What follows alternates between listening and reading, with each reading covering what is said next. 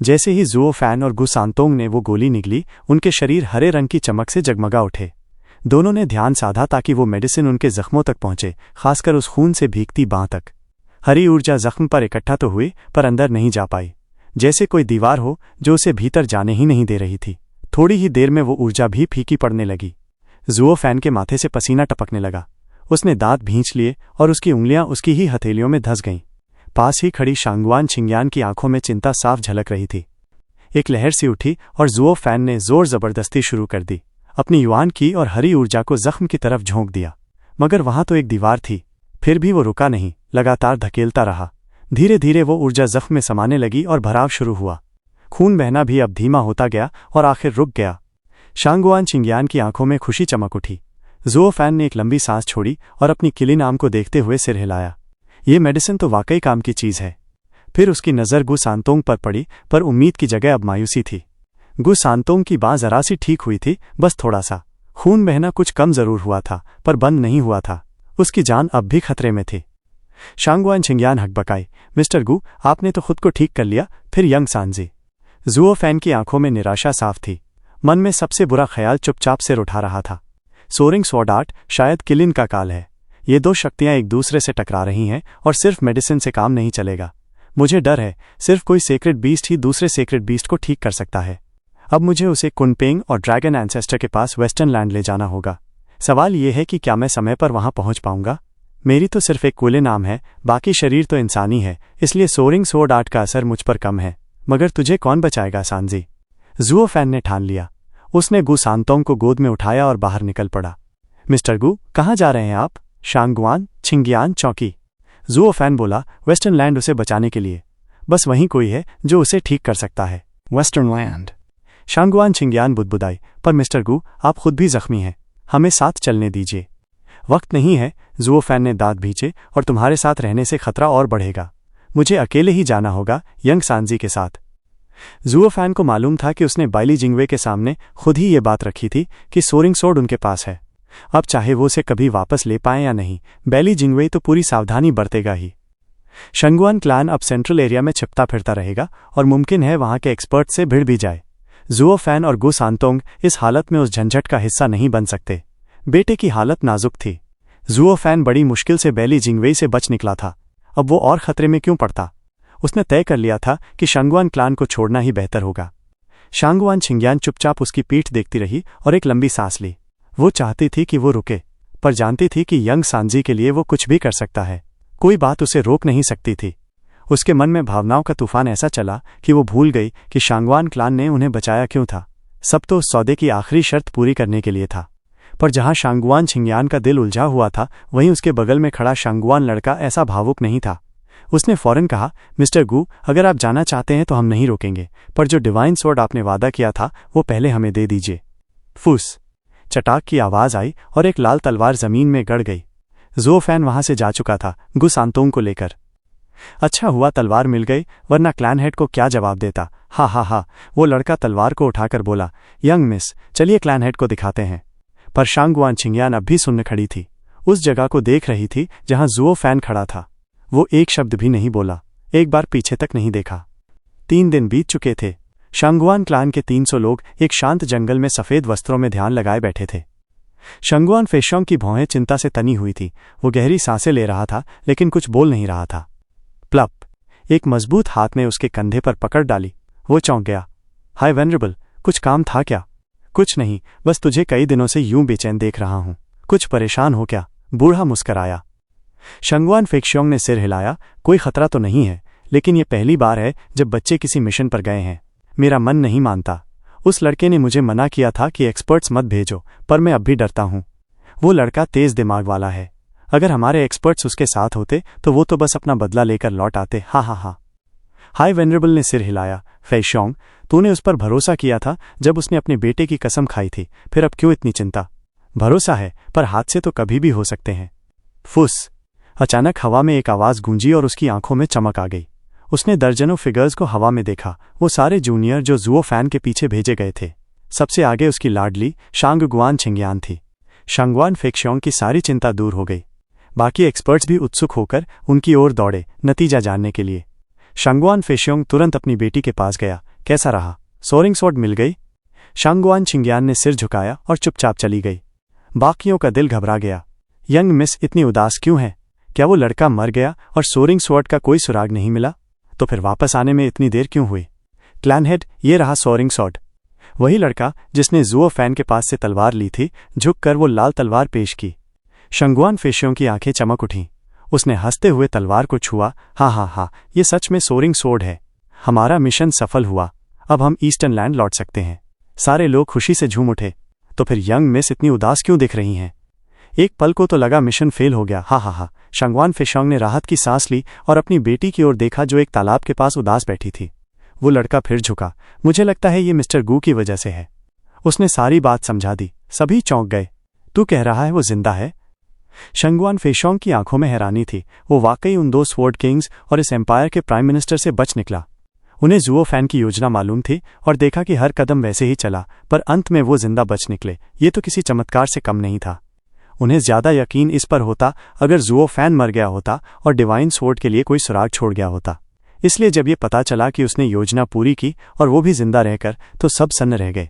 लड़का एक पल के लिए रुका, सबको अजीब अजीब चेहरों के साथ देखकर फिर से झुककर बोला, क्लैन हेड, गू यिफान वाकई समझदार और बहादुर है, एक असली हीरो है।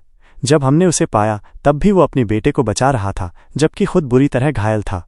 उसके किरदार में कोई कमी नहीं है। बात तो यह है कि वो किसी चमत्कारी इंसान से कम नहीं है। शांगवान फेशियोंग का चेहरा थोड़ा कस गया और उसने गहरी सांस ली। एक अकेला स्वॉर्ड किंग ही काफी होता है कुछ भी करने के लिए, और वहां तो 2 थे जो मिलकर अजेय बन जाते हैं। फिर है बेली जिंगवेई, जो स्वॉर्ड स्टार एम्पायर का सबसे चतुर प्राइम मिनिस्टर है। अगर ताकत की जगह अक्ल से स्वॉर्ड किंग बना जा सकता तो वही होता। लेकिन फिर भी इन सबके होते हुए भी एक रेडियंट स्टेज का लड़का इनसे खेलता रहा और जिंदा भी बच निकला। शांगवान फेशियोंग फिर से लंबी सांस लेकर बोला, जिस दुश्मन से हम हमेशा डरते थे वो इतने आराम से काबू में आ जाएगा, ये सोचना भी मुश्किल है। और उससे भी बड़ी बात यह है कि ईस्टर्न लैंड की सबसे बड़ी क्लैन के एक्सपर्ट्स भी एक रेडियंट स्टेज के लड़के का मुकाबला नहीं कर पाए। हाँ, ये तो हद दर्जे की बेइज्जती है। और ज्यादा चुभने वाली बात यह है कि हमारे इतने लोगों की जान चली गई इस योजना में, और उस लड़के ने तो तलवार ऐसे ही हासिल कर ली बिना कुछ खोए। हाँ। शांगवान फेशियोंग ने हार मानते हुए जोर से सिर हिला दिया। वो डिवाइन स्वॉर्ड जो सबको चाहिए थी अब उनके पास थी, मगर फिर भी वो सब कुछ सूना सूना सा लग रहा था। उसमें कोई विजय की भावना नहीं थी, क्योंकि वो सोरिंग स्वॉर्ड उनके खून पसीने से नहीं मिली थी।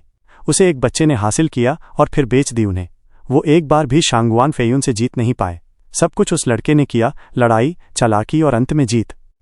शांगवान फेयुन जो उनके क्लान का सबसे बड़ा गद्दार था, उसी के सामने उनका नाम डूब गया और जीत किसी और की हो गई। एक रेडियंट स्टेज का लड़का गू यिफान कहीं से आकर शांगवान क्लान का पूरा मान सम्मान लूट ले गया। हाँ, उसने सोरिंग स्वॉर्ड उनके लिए लाए जरूर, लेकिन किसी के चेहरे पर कोई आभार नहीं था। तीनों वेनरेबल्स को यह सब समझ आ रहा था और वो हंस दिए। फेशियोंग, सोरिंग स्वॉर्ड वापस अपनी जगह आ चुकी है। अब हमें सेंट्रल एरिया से निकलने की तैयारी करनी चाहिए। नाम, शोहरत, इज्जत, ये सब तो आते जाते रहते हैं जिंदगी में। एक क्लान हेड के रूप में मैं जानता हूं कि ये सब क्लान की रक्षा से बड़ा नहीं है। हम इस बार कम हानि में जीत गए, यही बहुत है। मैं इसके लिए खुश हूं, मगर शांगवान फेशियोंग तनाव में आया और बोला, सारी बातों को सोचने के बाद मुझे लग रहा है कि क्या मैं क्लान हेड बनने लायक हूं भी या नहीं। फेयुन सही कहता था, ताकत और काबिलियत में मैं उससे कम हूं। मैं जिद्दी हूं, दूर की सोच नहीं रखता, न गू यिफान और बेली जिंगवेई की तरह जटिल योजनाएं बना सकता हूं। उनकी योजना की बारीकियां देखकर मेरी आंखें खुल गईं। मुझे लगता है कि अगली बार अगर हमारा सामना बेली जिंगवेई से हुआ तो मैं सबकी जान का कारण बनूंगा। मैं शांगवान फेशियोंग बस एक सामान्य इंसान हूं जिसमें कोई खास बात नहीं है। क्या मेरा इस कुर्सी पर बने रहना क्लान के लिए सही होगा या नुकसानदेह? हाँ, शायद मेरी अगुवाई में क्लान ज्यादा आगे नहीं जा पाएगा। मैंने गू यिफान की चालें देखी, उसकी बेरहमी। वो किसी भी हद तक जा सकता है, किसी को भी उड़ा सकता है, लेकिन नतीजे तो सामने हैं। अगर वो दामाद बन जाए तो क्लान के लिए अच्छा ही होगा। मेरे मुकाबले तो कहीं ज्यादा काबिल है। वेनरेबल ने उसकी आंखों में झांकते हुए कहा, फेशियोंग, हमें तेरी सीमा का अंदाजा था, मगर क्या तुझे पता है कि हमने तुझे ही क्यों चुना? मुझे और फेयुन के बीच फैसला था, लेकिन वो बहुत घमंडी था और बार बार गलती करता रहा। शांगवान फेशियोंग ने माथा सिकोड़ते हुए कहा। वेनरेबल मुस्कुराया, हर कोई गलती करता है। तू सोचता है हमने उसकी कुछ गलतियों की वजह से उसे नहीं चुना? नहीं, हमने तो उस समय उसकी काबिलियत पर लंबा विवाद किया था। तो फिर क्यों? वेनरेबल ने हंसते हुए कहा, एक नेता को समझदार होना चाहिए, जल्दबाज नहीं, साधारण होना चाहिए, घमंडी नहीं। पहले वाला शाही विरासत के लिए जरूरी है ताकि सत्ता के लिए लड़ाई न हो। दूसरा एक अच्छे इंसान की निशानी है। साधारण लोग बहुत बड़ी सफलता नहीं पाते, लेकिन वो क्लान के लिए स्थिरता लाते हैं। उन्हें बस एक योग्य सलाहकार चाहिए होता है। लेकिन घमंडी नेता सोचते हैं कि उन्हें किसी की जरूरत नहीं है, सलाह नहीं मानते। हाँ, वो क्लान को संकट से निकाल सकते हैं, मगर एक दिन उसी अहंकार से क्लान को डुबो भी सकते हैं। इसी वजह से एक सम्राट हमेशा साधारण और सदाचारी बेटे को चुनता है, न कि घमंडी को। हमारे पूर्वजों ने हमेशा वर्च्यू को पहली शर्त माना है। शांगवान फेईशोंग ने सिर हिलाया, समझ गया। तुम सबको डर था कि फेयुन का अहंकार क्लान को ले डूबेगा, इसलिए उसे नहीं चुना। मगर गुई फान का वर्च्यू, लड़के में वर्च्यू की कमी नहीं है, वेनेरेबल ने मुस्कुराकर टालते हुए कहा। शांगवान फेईशोंग चौंका। सेकंड वेनेरेबल, मतलब उसमें सच में है? मुझे तो दिखाई नहीं दिया कभी। हा, अगर तुझे दिखाई देता तो शांगवान यूलिन का गिरा हुआ किरदार भी तुझे पहले ही दिख जाता। फेईशोंग, किसी को उसके बाहरी रूप से मत आंक। वो भले ही बेरहम दिखे, मगर अंदर से वो सिद्धांतों वाला आदमी है। क्रूरता और चालाकी में फर्क होता है। चालाक लोग हमेशा गलत राह पे चले जाते हैं, लेकिन गुई फान की राह तो लंबी और साफ है। वेनेरेबल ने हंसते हुए कहा, वो भले ही बेरहम और बेझिझक हो, मगर उसका हर कदम किसी मकसद से जुड़ा होता है। जब उसका हमसे टकराव हुआ तब भी उसने कोई घटिया हरकत नहीं की। जरा सोच, क्या उसने कभी फायदे के लिए न्याय छोड़ा? क्या उसने कभी अपने शब्द से मुकरा? और सबसे बड़ी बात, वो अपने बेटे से इतना प्यार करता है कि उसके लिए कुछ भी कर सकता है। ऐसा इंसान कितना बुरा हो सकता है? मैंने उससे भी बदतर लोग देखे हैं, जो ऊपर से तो शरीफ दिखते हैं मगर छिपकर नीचता करते हैं। ऐसा अजीब सा मगर सच्चा लड़का दोस्ती के लायक है, उन नीच और छोटे दिल वालों से कहीं बेहतर। शांगवान फेईशोंग ने कुछ देर बाद सिर हिलाया। हाँ, लड़के का टकराव तो बस हमारी मंजिलों को लेकर था, पर जो उसने कहा और किया वो मुझे पसंद आया। वो जैसे कोई राक्षसी स्वभाव वाला सज्जन हो। फिर मेरी योजना? फेईशोंग, उसे भूल ही जा, वेनेरेबल ने बीच में टोक दिया। उसे दामाद बनाना बुरा विचार नहीं है। क्लान को उससे फायदा भी होगा, लेकिन क्लान हेड का पद उसके लिए नहीं है। वो मुझसे कहीं ज्यादा काबिल है। क्या उसकी चालों की वजह से? नहीं, उसकी चालें तो पूरी तरह उचित हैं। बस उसकी राह हमारे विश्वासों से मेल नहीं खाती, क्योंकि वो एक डेमोनिक रास्ता चुन चुका है, चाहे जितना भी सीधा क्यों न लगे। वेनेरेबल ने कहा, असल बात यह है कि वो अकेला चलता है, क्लैन की जिम्मेदारी के लायक नहीं। अकेला? उसका किसी से कोई नाता नहीं, सिर्फ अपने बेटे से। वो क्लान की जिम्मेदारी नहीं उठा सकता। वो काबिल जरूर है, लेकिन क्लान हेड के लायक नहीं। हाँ, बेली जिंगवेई की तरह एक प्राइम मिनिस्टर बने या क्लान हेड का दायां हाथ, उसमें कोई बराबरी नहीं कर सकता। शांगवान फेईशोंग ने ये सब सुनकर चुपचाप सिर हिलाया। वो लड़का सच में बहुत अकेला था, और उस अकेलेपन के साथ क्लान की भारी जिम्मेदारी नहीं उठाई जा सकती थी। वो एक अकेला मुसाफिर था, जो सिर्फ अपने बेटे के लिए जी रहा था। मगर कल्टीवेटर जो दुनिया से एक होना चाहता है, उसमें भी ऐसी ही विशेषता होती है। जबकि क्लान और दुनिया की चिंताओं में उलझे लोग अक्सर खुद से और नेचर से दूर हो जाते हैं। तो क्या हम ही असली रास्ते से भटक गए हैं? आसमान से इतनी बड़ी बड़ी बर्फ की फाहें गिर रही थी कि जहां तक नजर जाती सब कुछ सफेद रंग में रंगा हुआ लगता था। जुओ फैन की लड़ाई को अब 1 महीना बीत चुका था। पतझड़ का मौसम जा चुका था, और अब फ्लाइंग क्लाउड सिटी में सर्दी की ठंडी बर्फ ने अपना कब्जा जमा लिया था। डेंकिंग शेन खिड़की के पास बैठे बाहर की भारी धूसर घटाओं को देख रहे थे। चारों ओर बर्फ के फाहे हवा में शांति से उड़ रहे थे। सूरज की एक भी किरण जमीन तक नहीं पहुंच पा रही थी। लेकिन बाहर की उस उदासी के उलट डेंकिंग शेन एक आलीशान कमरे में गर्म आग के पास आराम से बैठे हुए थे और एक बेहतरीन चाय का आनंद ले रहे थे, चेहरे पर एक जाहिर सी मुस्कान के साथ। ओल्ड डैन, जब मुझ पर बुरा वक्त आए तो मेरी देखभाल जरूर करना। लड़के, मैंने तेरे लिए कुछ नहीं किया। मैं तुम्हारे इन बूढ़े हड्डियों पर बोझ नहीं बनूंगा। बस यही चाहता हूं कि तुम जोर से वार करना, ताकि मौत में ही मेरी जिंदगी की राह निकल सके। हा, लड़के, अब तू कहाँ है? मैं सोचता हूँ सर्दियां आ गई हैं, और मुझे यकीन है कि मेरी तलवार की दिशा तुझसे दूर रखने के बावजूद तुझे हल्की चोटें नहीं आई होंगी। ड्रैगन क्लीविंग आर्ट की ताकत कोई मामूली बात नहीं, उससे उबरना आसान नहीं। इस सर्द मौसम में अपना ख्याल रखना। उनकी बातों की याद करते हुए डेंकिंग शेन ने एक घूंट शराब पिया, मगर उनकी आंखों में खुशी नाच रही थी। उस लड़के को मुझ पर आखिरी पल तक शक रहा, यहां तक कि उसने शांगवान फेयुन के उस छिपे कमरे में मुझे याद दिलाने किसी और को भेजा। हा, कितना बेकार था वो सब। ड्रैगन क्लीविंग स्वॉर्ड किंग, आप तो आज बड़े अच्छे मूड में लग रहे हैं। जरा हमें भी बताइए, ताकि हम भी उसका मजा ले सकें। मैंने तो शायद ही कभी आपको मुस्कुराते देखा है। हा। गार्ड्स की कतार भीतर आई, सब झुककर सलाम करते हुए रास्ता बना रहे थे, और उनके बीच में बाली जिंगवेई फर वाले कपड़ों में अंदर दाखिल हुए। वो सीधे डेंकिंग शेन के पास आकर आराम से बैठ गए और मुस्कुरा दिए। शांगवान फेयुन भी पीछे से आए, ऊब भरे अंदाज में एक पैर दूसरे पर चढ़ाते हुए पास ही बैठ गए। भाई डैन, चलो बताओ ना, ये बढ़िया मूड किस बात का है? ये पूरा महीना तो या तो बोरियत भरा था या उदासी से भरा हुआ। हा, जब किसी का जन्नत उजड़ जाए और डिवाइन सोर्ड भी छिन जाए तो ऐसा होना लाजमी है। डैनकिंग शेन ने एक जेद स्लिप निकाली। यह है मेरे इलाके की रिपोर्ट। शांगवान कबीले की कुछ हलचल दिखी थी, इसलिए मैं आया हूं अगली कार्यवाही के लिए निर्देश लेने। शांगवान फेयून ने झपट कर जेडे स्लिप छीन ली और चिल्ला पड़े, वो बूढ़े पागल तेरे इलाके की ओर भाग गए? लेकिन वो तो सीधे नॉर्दर्न लैंड की तरफ जाता है। वहां क्या कर रहे हैं वो? शायद वो लंबा रास्ता ले रहे होंगे नॉर्दर्न लैंड के रास्ते। बाली जिंगवेई की आंखों में चमक आई और वो फिर चाय की चुस्की लेते हुए आग के पास आराम से बैठ गए। शांगवान फेयून भी बोले, प्राइम मिनिस्टर अब क्या करें? कुछ नहीं। बाली जिंगवेई ने लंबी सांस ली। सेंट्रल एरिया बहुत बड़ा है और शांगवान कबीले को छिपने के लिए बहुत जगहें मिल जाती हैं। मैंने सभी 9 स्वॉर्ड किंग्स को उनके इलाकों में नजर रखने को कहा था, लेकिन बिना किसी साफ संकेत के उन्हें ढूंढ पाना नामुमकिन है। ऊपर से कुछ स्वॉर्ड किंग्स तो इतने लापरवाह हैं कि अपने इलाकों में रहते ही नहीं, तो हालात और बिगड़ जाते हैं। प्राइम मिनिस्टर बाली, मैं तो यहाँ हूँ ही।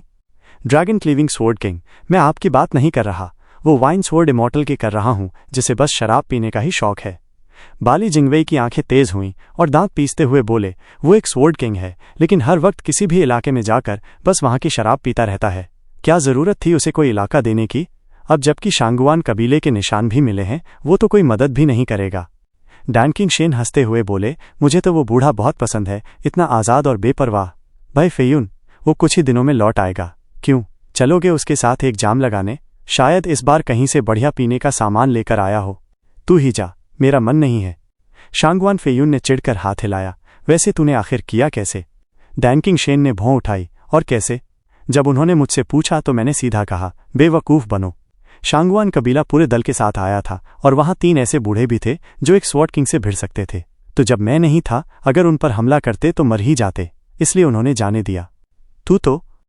शांगवान फेयून का चेहरा फड़क उठा और वो प्राइम मिनिस्टर की तरफ मुड़े। प्राइम मिनिस्टर, देखा आपने, ये अपने काम में कितना लापरवाह है। जब इनविंसिबल स्वॉर्ड आएंगे मैं सब बता दूंगा। बाली जिंगवेई ने उसकी ओर देखा और मुस्कुरा दिए। स्वॉर्ड किंग से कहूंगा कि पेटी मत बनो, क्योंकि मैं ड्रैगन क्लीविंग स्वॉर्ड किंग के साथ हूं। कुछ बेकार करना सबसे बड़ी बेवकूफ़ी होती है। बाली जिंगवेई ने चाय की प्याली उठाई, एक घूंट भरा और धीरे धीरे बोले, शांगवान कबीले को ढूंढना बस एक दिखावा था, असली इरादा कभी नहीं था। सैकड़ों लोगों की जान खतरे में डालने का कोई मतलब नहीं था। हम हार गए, बस इतना ही। इसमें कोई शर्म नहीं। अब बस पेट्रियार्क के डांटने के लिए तैयार हो जाओ। रिपोर्ट। एक गार्ड दौड़ता हुआ अंदर आया और एक जेद स्लिप बढ़ाई। प्राइम मिनिस्टर, इंपीरियल कैपिटल से आपको बुलावा है। बुलावा आया? बाली जिंगवेई मुस्कुराए और जेड स्लिप लेकर बोले, 3 महीने से बाहर हूं और अब हिज मैजेस्टी मुझे बुला रहे हैं। हाँ, लगता है छुट्टियां जल्दी खत्म हो गईं। अभी तो और भी जगहें देखने बाकी थीं। हाय, बुरे लोग कभी चैन से नहीं बैठते। आखिर इंपीरियल कैपिटल को ऐसी क्या चिंता सताने लगी कि मुझे बुला लिया? कितना दिखावा करते हो, मानो एम्पायर एक दिन भी तुम्हारे बिना चल नहीं सकती। शांगवान फेयून की मुस्कान थोड़ी टेढ़ी हो गई। प्राइम मिनिस्टर, राजनीति वाकई बहुत व्यस्त बना देती है। आप न हो तो एम्पायर से जैसे रोशनी ही गायब हो जाती है। हा। बाली जिंगवेई ने उसकी बात समझ ली, लेकिन अनदेखा करते हुए जेड स्लिप पढ़ने लगे। लेकिन कुछ पल बाद ही उनके चेहरे का रंग बदला और वो चिल्ला उठे, क्या हुआ?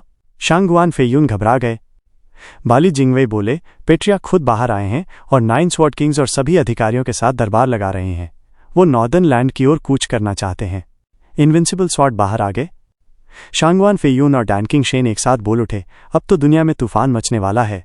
क्या मतलब?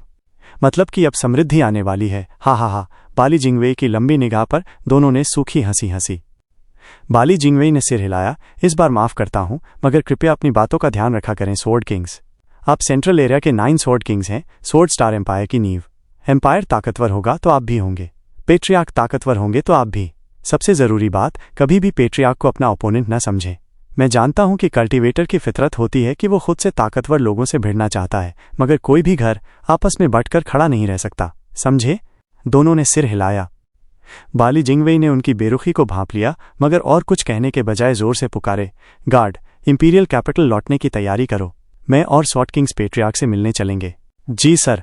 एक आदमी झुककर चला गया। बाली जिंगवेई फिर बोले, और हाँ, मैंने तुमसे वेस्टर्न लैंड में कोई भरोसेमंद आदमी ढूंढने को कहा था।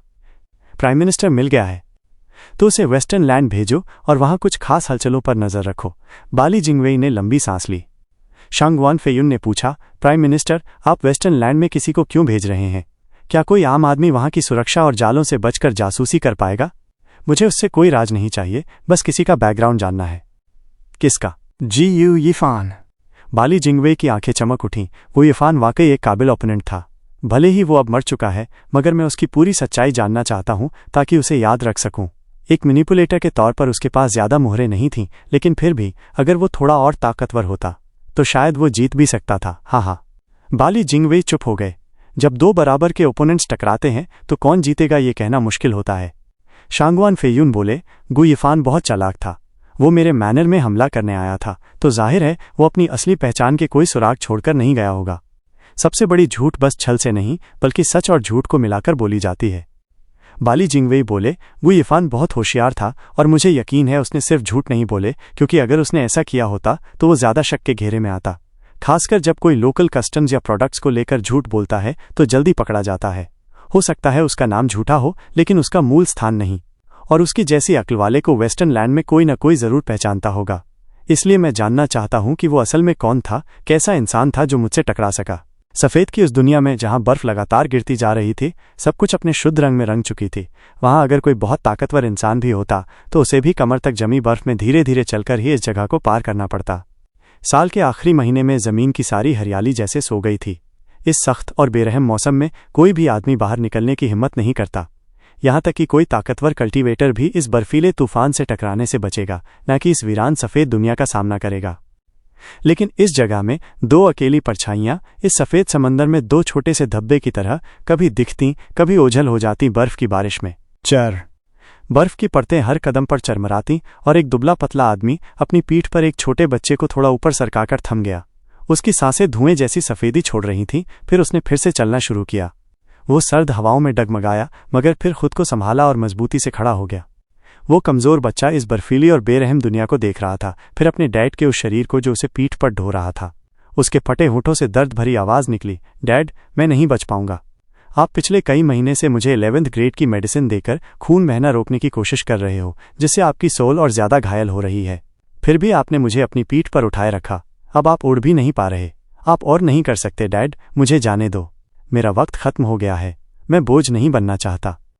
चुप रह। आदमी ने थकी हुई सांस के साथ मुंह उठाया। उसका चेहरा बुझ चुका था, मगर उसकी आंखों में हिम्मत अब भी जल रही थी। उसने दांत भींच लिए और चलने लगा। यंग संजी, कान खोलकर सुनो। मैं तुम्हारा डैड हूं और मैं ऐसा होने नहीं दूंगा। चाहे कुछ भी हो जाए, मैं तुम्हें जिंदा वेस्टर्न लैंड वापस ले जाऊंगा ताकि वो दोनों तुम्हें ठीक कर सकें। लेकिन वेस्टर्न लैंड बहुत दूर है। हम समय पर कैसे पहुंच पाएंगे? डैड, आप भी अब और नहीं सह सकते। झुओ फैन की आंखें कांप उठीं, मगर उसके कदम जिद्दी थे। चाहे मुझे पैदल ही क्यों न जाना पड़े, मैं पहुंच कर रहूंगा। ज्यादा दूर नहीं रह गया। आधे महीने में हम गोल्ड बाउ सिटी पहुंच जाएंगे। वहां हर जगह जाने के लिए टेलीपोर्टेशन एरे है। हम जल्द ही वेस्टर्न लैंड पहुंच जाएंगे। Teleportation array? गु सांतोंग ने हल्के से सिर हिलाया। डैड, आपको पता है कि पांचों लैंड्स की टेलीपोर्टेशन एरे दो हिस्सों में बंटी है, एक ऑफिशियल और एक कमर्शियल। ऑफिशियल वाला तो स्वॉर्ड स्टार एम्पायर का है और हमें सेंट्रल एरिया में भी इससे जाने नहीं दिया गया। अब भी कुछ नहीं बदलेगा। और कमर्शियल रूट सबसे बड़े मर्चेंट यूनियन के पास है, जो पॉलिटिक्स को नहीं मानते। उनके टेलीपोर्टेशन एरे का इस्तेमाल तभी हो सकता है जब हर लैंड के लीडर की इजाज़त हो, और हम अभी छुपकर जी रहे हैं। हम कैसे पास कर पाएंगे उनकी जांच? झुओ फैन की आंखें सिकुड़ गईं, उसके माथे पर लकीरें उभरीं, मगर उसकी नज़रें ठोस रहीं। जब तक मैं हूं, हम जरूर उसे इस्तेमाल करेंगे। झुओ फैन ने भारी कदम उठाया और पसीना बहने के बावजूद उसने चलना नहीं छोड़ा। डैड, आप सबसे अच्छे हो। झुओ फैन की पीठ पर सिर टिकाए गु सांतोंग की आंखें भीग गईं। वो सिसक उठा और फिर धीरे धीरे चुप हो गया, खुद को बहुत कमजोर महसूस करते हुए। उसके हाथ से खून टपकता हुआ बर्फ पर गिरा, जो उसकी जान का थोड़ा और हिस्सा ले गया। ठंड उसे अंदर तक सोखने लगी। झुओ फैन को यंग संजी की हालत का अंदाजा नहीं था और उसके आखिरी शब्द भी उसके कानों तक नहीं पहुंचे। उसका मन बस एक ही दिशा में अटका था, आगे बढ़ना। उसकी आंखें चमक रही थीं और वो बर्फ में एक एक कदम जमाकर चल रहा था, पीछे गहरी लकीरें छोड़ता हुआ। 4 घंटे की इस थकाऊ यात्रा ने झुओ फैन को हाँफने पर मजबूर कर दिया, लेकिन उसने रुकने का नाम नहीं लिया। 6वें घंटे में उसका पैर फिसलने लगा और वो मुश्किल से अगला कदम उठा पा रहा था। अब उसका वज्रन भी बर्फ को चीरने में नाकाम हो रहा था। 10वें घंटे में झुओ फैन का शरीर जवाब देने लगा। उसका दिमाग अब भी चलना चाहता था, मगर शरीर बर्फ में सुन्न पड़ गया था। अब तक जितनी हिम्मत उसने जुटाई थी, सब जवाब दे गई। उसका होश जाता रहा। गु सांतोंग तो पहले ही सो चुका था। उसका मासूम चेहरा अब सख्त हो चला था। उसकी बाजू से खून की धीमी धीमी बूंदें बर्फ पर गिर रही थी, जैसे उसकी अंतिम घड़ियां गिन रही हों। बर्फीली हवा की सिसकारी थमी नहीं, बर्फ की धार उनके रास्ते में चट्टान बनकर खड़ी थी और जल्द ही उन दोनों को पूरी तरह ढक लिया। बर्फ के उस समुद्र में उनके निशान भी मिट गए और उनके होने का नामो निशान भी। ये दुनिया बेरहम है, हर चीज को निगल जाती है। हम सब यहाँ सिर्फ मेहमान हैं, एक दिन इसी की गोद में लौट जाने वाले। गड़गड़ाहट। एक बड़ा सा रथ जिसके पहिए विशाल थे बर्फ को चीरते हुए चला आ रहा था। 3-20 मीटर ऊंचे स्पिरिचुअल बीस्ट उसे खींच रहे थे और वो भी बिना किसी तकलीफ के इस भयंकर बर्फीले मौसम में दौड़ रहे थे। ये तीसरे स्तर के स्पिरिचुअल बीस्ट थे जिनके लिए ये मौसम कोई मुश्किल नहीं थी। रथ के अंदर मुलायम पर्दे थे और सुगंधित धूप जल रही थी जिससे अंदर बैठी लड़की की मौजूदगी और खुशबू फैल रही थी। अंदर की नज़ाकत बाहर की बेरहमी से बिल्कुल अलग थी। रुको। रथ के अंदर से एक आवाज़ आई, तेज मगर सधी हुई। तीनों बीस्ट उसी पल रुक गए। यंग मिस, क्या हुआ? एक युवा आवाज ने पूछा। जूए, क्या बाहर खून है? खून? पर्दा उठाया गया और एक सुंदर 17 साल की लड़की का चेहरा दिखा जिसकी आंखें तेज और ध्यान लगाई हुई थीं। उसने इधर उधर देखा। शायद आपको भ्रम हुआ यंग मिस, यहां तो कुछ भी नहीं है। पहली आवाज फिर गूंजी। जूयर, जाकर चेक करो कि कहीं कोई बर्फ के नीचे दबा तो नहीं, शायद वो जिंदा हो। क्या नहीं? जो कहा है वो करो। मैं इतनी सालों से हीलर हूं, खून की गंध पहचान सकती हूं, लेकिन इतनी बर्फ में जरूर वो नीचे दब गए होंगे। जाओ जल्दी करो। जूयर ने कंधे उचकाए और बर्फ में ढूंढने लगी। जा रही हूं। क्या यंग मिस हो तुम भी? क्या कहा? कुछ नहीं कुछ नहीं। अरे मिल गए कोई। जूयर ने बर्फ हटाते हुए चिल्लाया और अपनी पतली बाहों से 2 लोगों को बाहर निकाला। जमीन पर खून देखकर वो फिर चिल्लाई, यंग मिस, आपकी नाक तो कमाल की है। 2 लोग दबे थे बर्फ में। बड़ा वाला तो पूरा जम चुका है और छोटा वाला खून से लथपथ है, मरने ही वाला है। इतनी ठंड में भी खून बह रहा है? अंदर से घबराई हुई आवाज आई। जूयर, जल्दी से दोनों को अंदर लाओ। छोटे वाले की हालत बहुत गंभीर है, मुझे उसे ठीक करना होगा। अभी लाती हूं। जूयर आगे बढ़ी लेकिन फिर रुकी। पर यंग मिस, ये दोनों मर्द हैं और आपके रथ में आज तक कोई मर्द नहीं घुसा। बच्चा तो ठीक है, मगर अब नियमों की परवाह करने का समय नहीं है, जान बचानी है। अंदर की आवाज अब सख्त हो गई थी। जूयर ने सिर हिलाया और दोनों को अंदर फेंका, फिर खुद भी चढ़ गई और रथ फिर दौड़ने लगा। बस पीछे एक लाल धब्बा रह गया उस सफेद दुनिया में जो धीरे धीरे गायब हो गया अनंत बर्फ के नीचे। जूयर ने बर्फ में जमे उस बाप बेटे को उठाकर गरम गाड़ी में फेंक दिया। पतली सी एक पर्दे के सामने आकर बोली, यंग मिस, ये लो। बस बच्चे का खून कालीन पे टपक रहा है। बहुत अफसोस की बात है। पर्दे के पीछे से आवाज आई, जान से बढ़कर कुछ नहीं होता, कालीन तो बाद में साफ हो जाएगा। एक लाल रेशमी धागा पर्दे के पीछे से निकला और जुओ के हाथ की कलाई पकड़कर उसमें युआन क्यूई भेजने लगा। जूयर बड़बड़ाई, आपको क्या फर्क पड़ता है, धोना तो मुझे ही पड़ेगा। जूयर, ये फिर से शिकायत कर रही हो क्या? नहीं। यंग मिस इतनी दरियादिल और नेक हैं, मैं तो जान लगाकर इनके लिए काम करूंगी। जूयर ने वहीं कसम खा ली अपनी वफादारी की। पर्दे के पीछे से हल्की सी हंसी आई। अरे बस करो अब, ज्यादा नाटक मत करो, थोड़ा तो सीरियस हो जाओ। इसे बस जख्म गहरे हैं, खुद को थका दिया और युआन क्वाई ज्यादा खर्च कर दिया। इसे युआन क्वाई पिल्स दे दो, आराम करेगा तो होश में आ जाएगा। जी यंग मिस। जूयर ने जुओ फैन को एक नीली गोली दी, फिर बोली, ये तो रेडियंट स्टेज में है फिर भी इतना थक गया। ये तो कोई नौसिखिया कल्टीवेटर नहीं लगता जिसे अपनी ताकत काबू में ना हो। हमेशा बात काबू की नहीं होती, कई बार कोई अपनी आखिरी बूंद तक दे देता है। ये उनके बस की बात नहीं होती। यकीनन बच्चा ही वजह है जो ये उस बर्फ में भटकता रहा। हुश। पर्दे के पीछे से वही लाल रेशमी धागा फिर से निकला और इस बार छोटे संजी की सूनी कलाई को पकड़ लिया। यंग मिस की आवाज में हैरानी झलकने लगी। ये बच्चा बहुत अजीब है, इसके अंदर 2 ऊर्जा आपस में लड़ रही हैं और यही वजह है कि इसका दाहिना हाथ रुक ही नहीं रहा।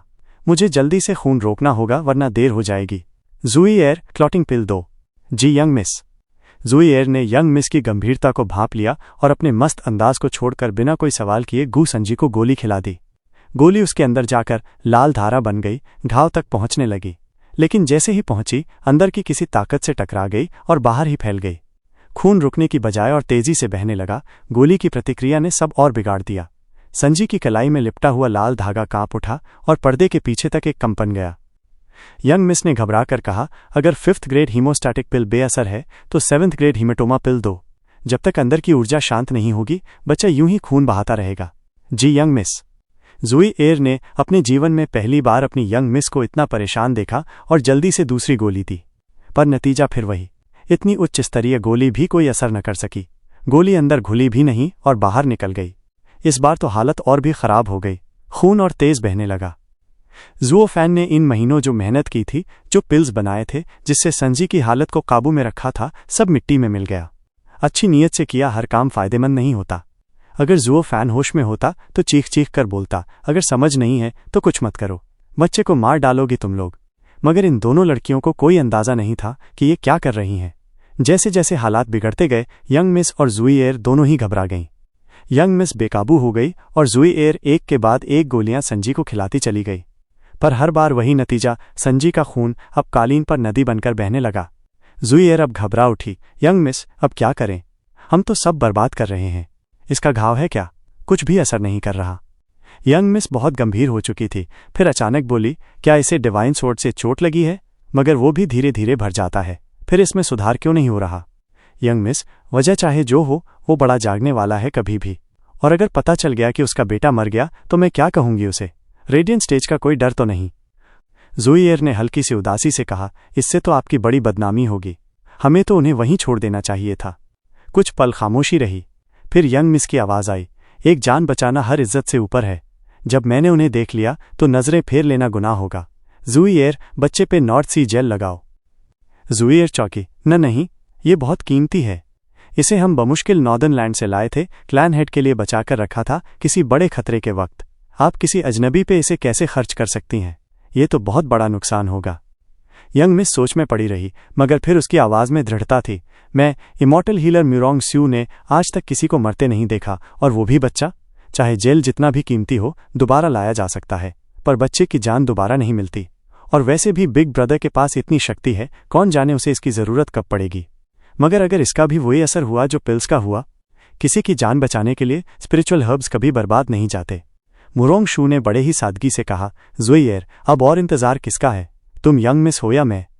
जुई एयर मन से बिल्कुल तैयार नहीं थी, पर यंग मिस के हुक्म के आगे उसे झुकना ही पड़ा। उसने एक कलश निकाला और उसमें से एक पारदर्शी तरल को गिराया। जैसे ही वो संजी के जख्म पर गिरा, मीठी खुशबू हवा में फैल गई, और फिर चमत्कार हुआ, जहां जहां वो तरल गिरा, खून वहीं रुकता गया। कुछ ही देर में वो तरल पूरे घाव पर फैल गया और जमकर खून को अंदर रोक लिया। संजी की बांह के अंदर जो अजीब ऊर्जा थी, वो उस लिक्विड के असर से झगड़ने लगी, लेकिन तभी एक चांदी सी चमक उभरी और उस ऊर्जा को कुचल दिया। वो तरल अब हल्के चांदी रंग की रोशनी लिए संजी के शरीर में उतरता चला गया और पूरी तरह अंदर समा गया। पीछे बची बस एक साफ सुथरी बांह, न कोई खरोंच न कोई निशान। जुई एयर ने खुशी से चिल्लाया, यंग मिस, ये काम कर गया, बच्चा बच गया।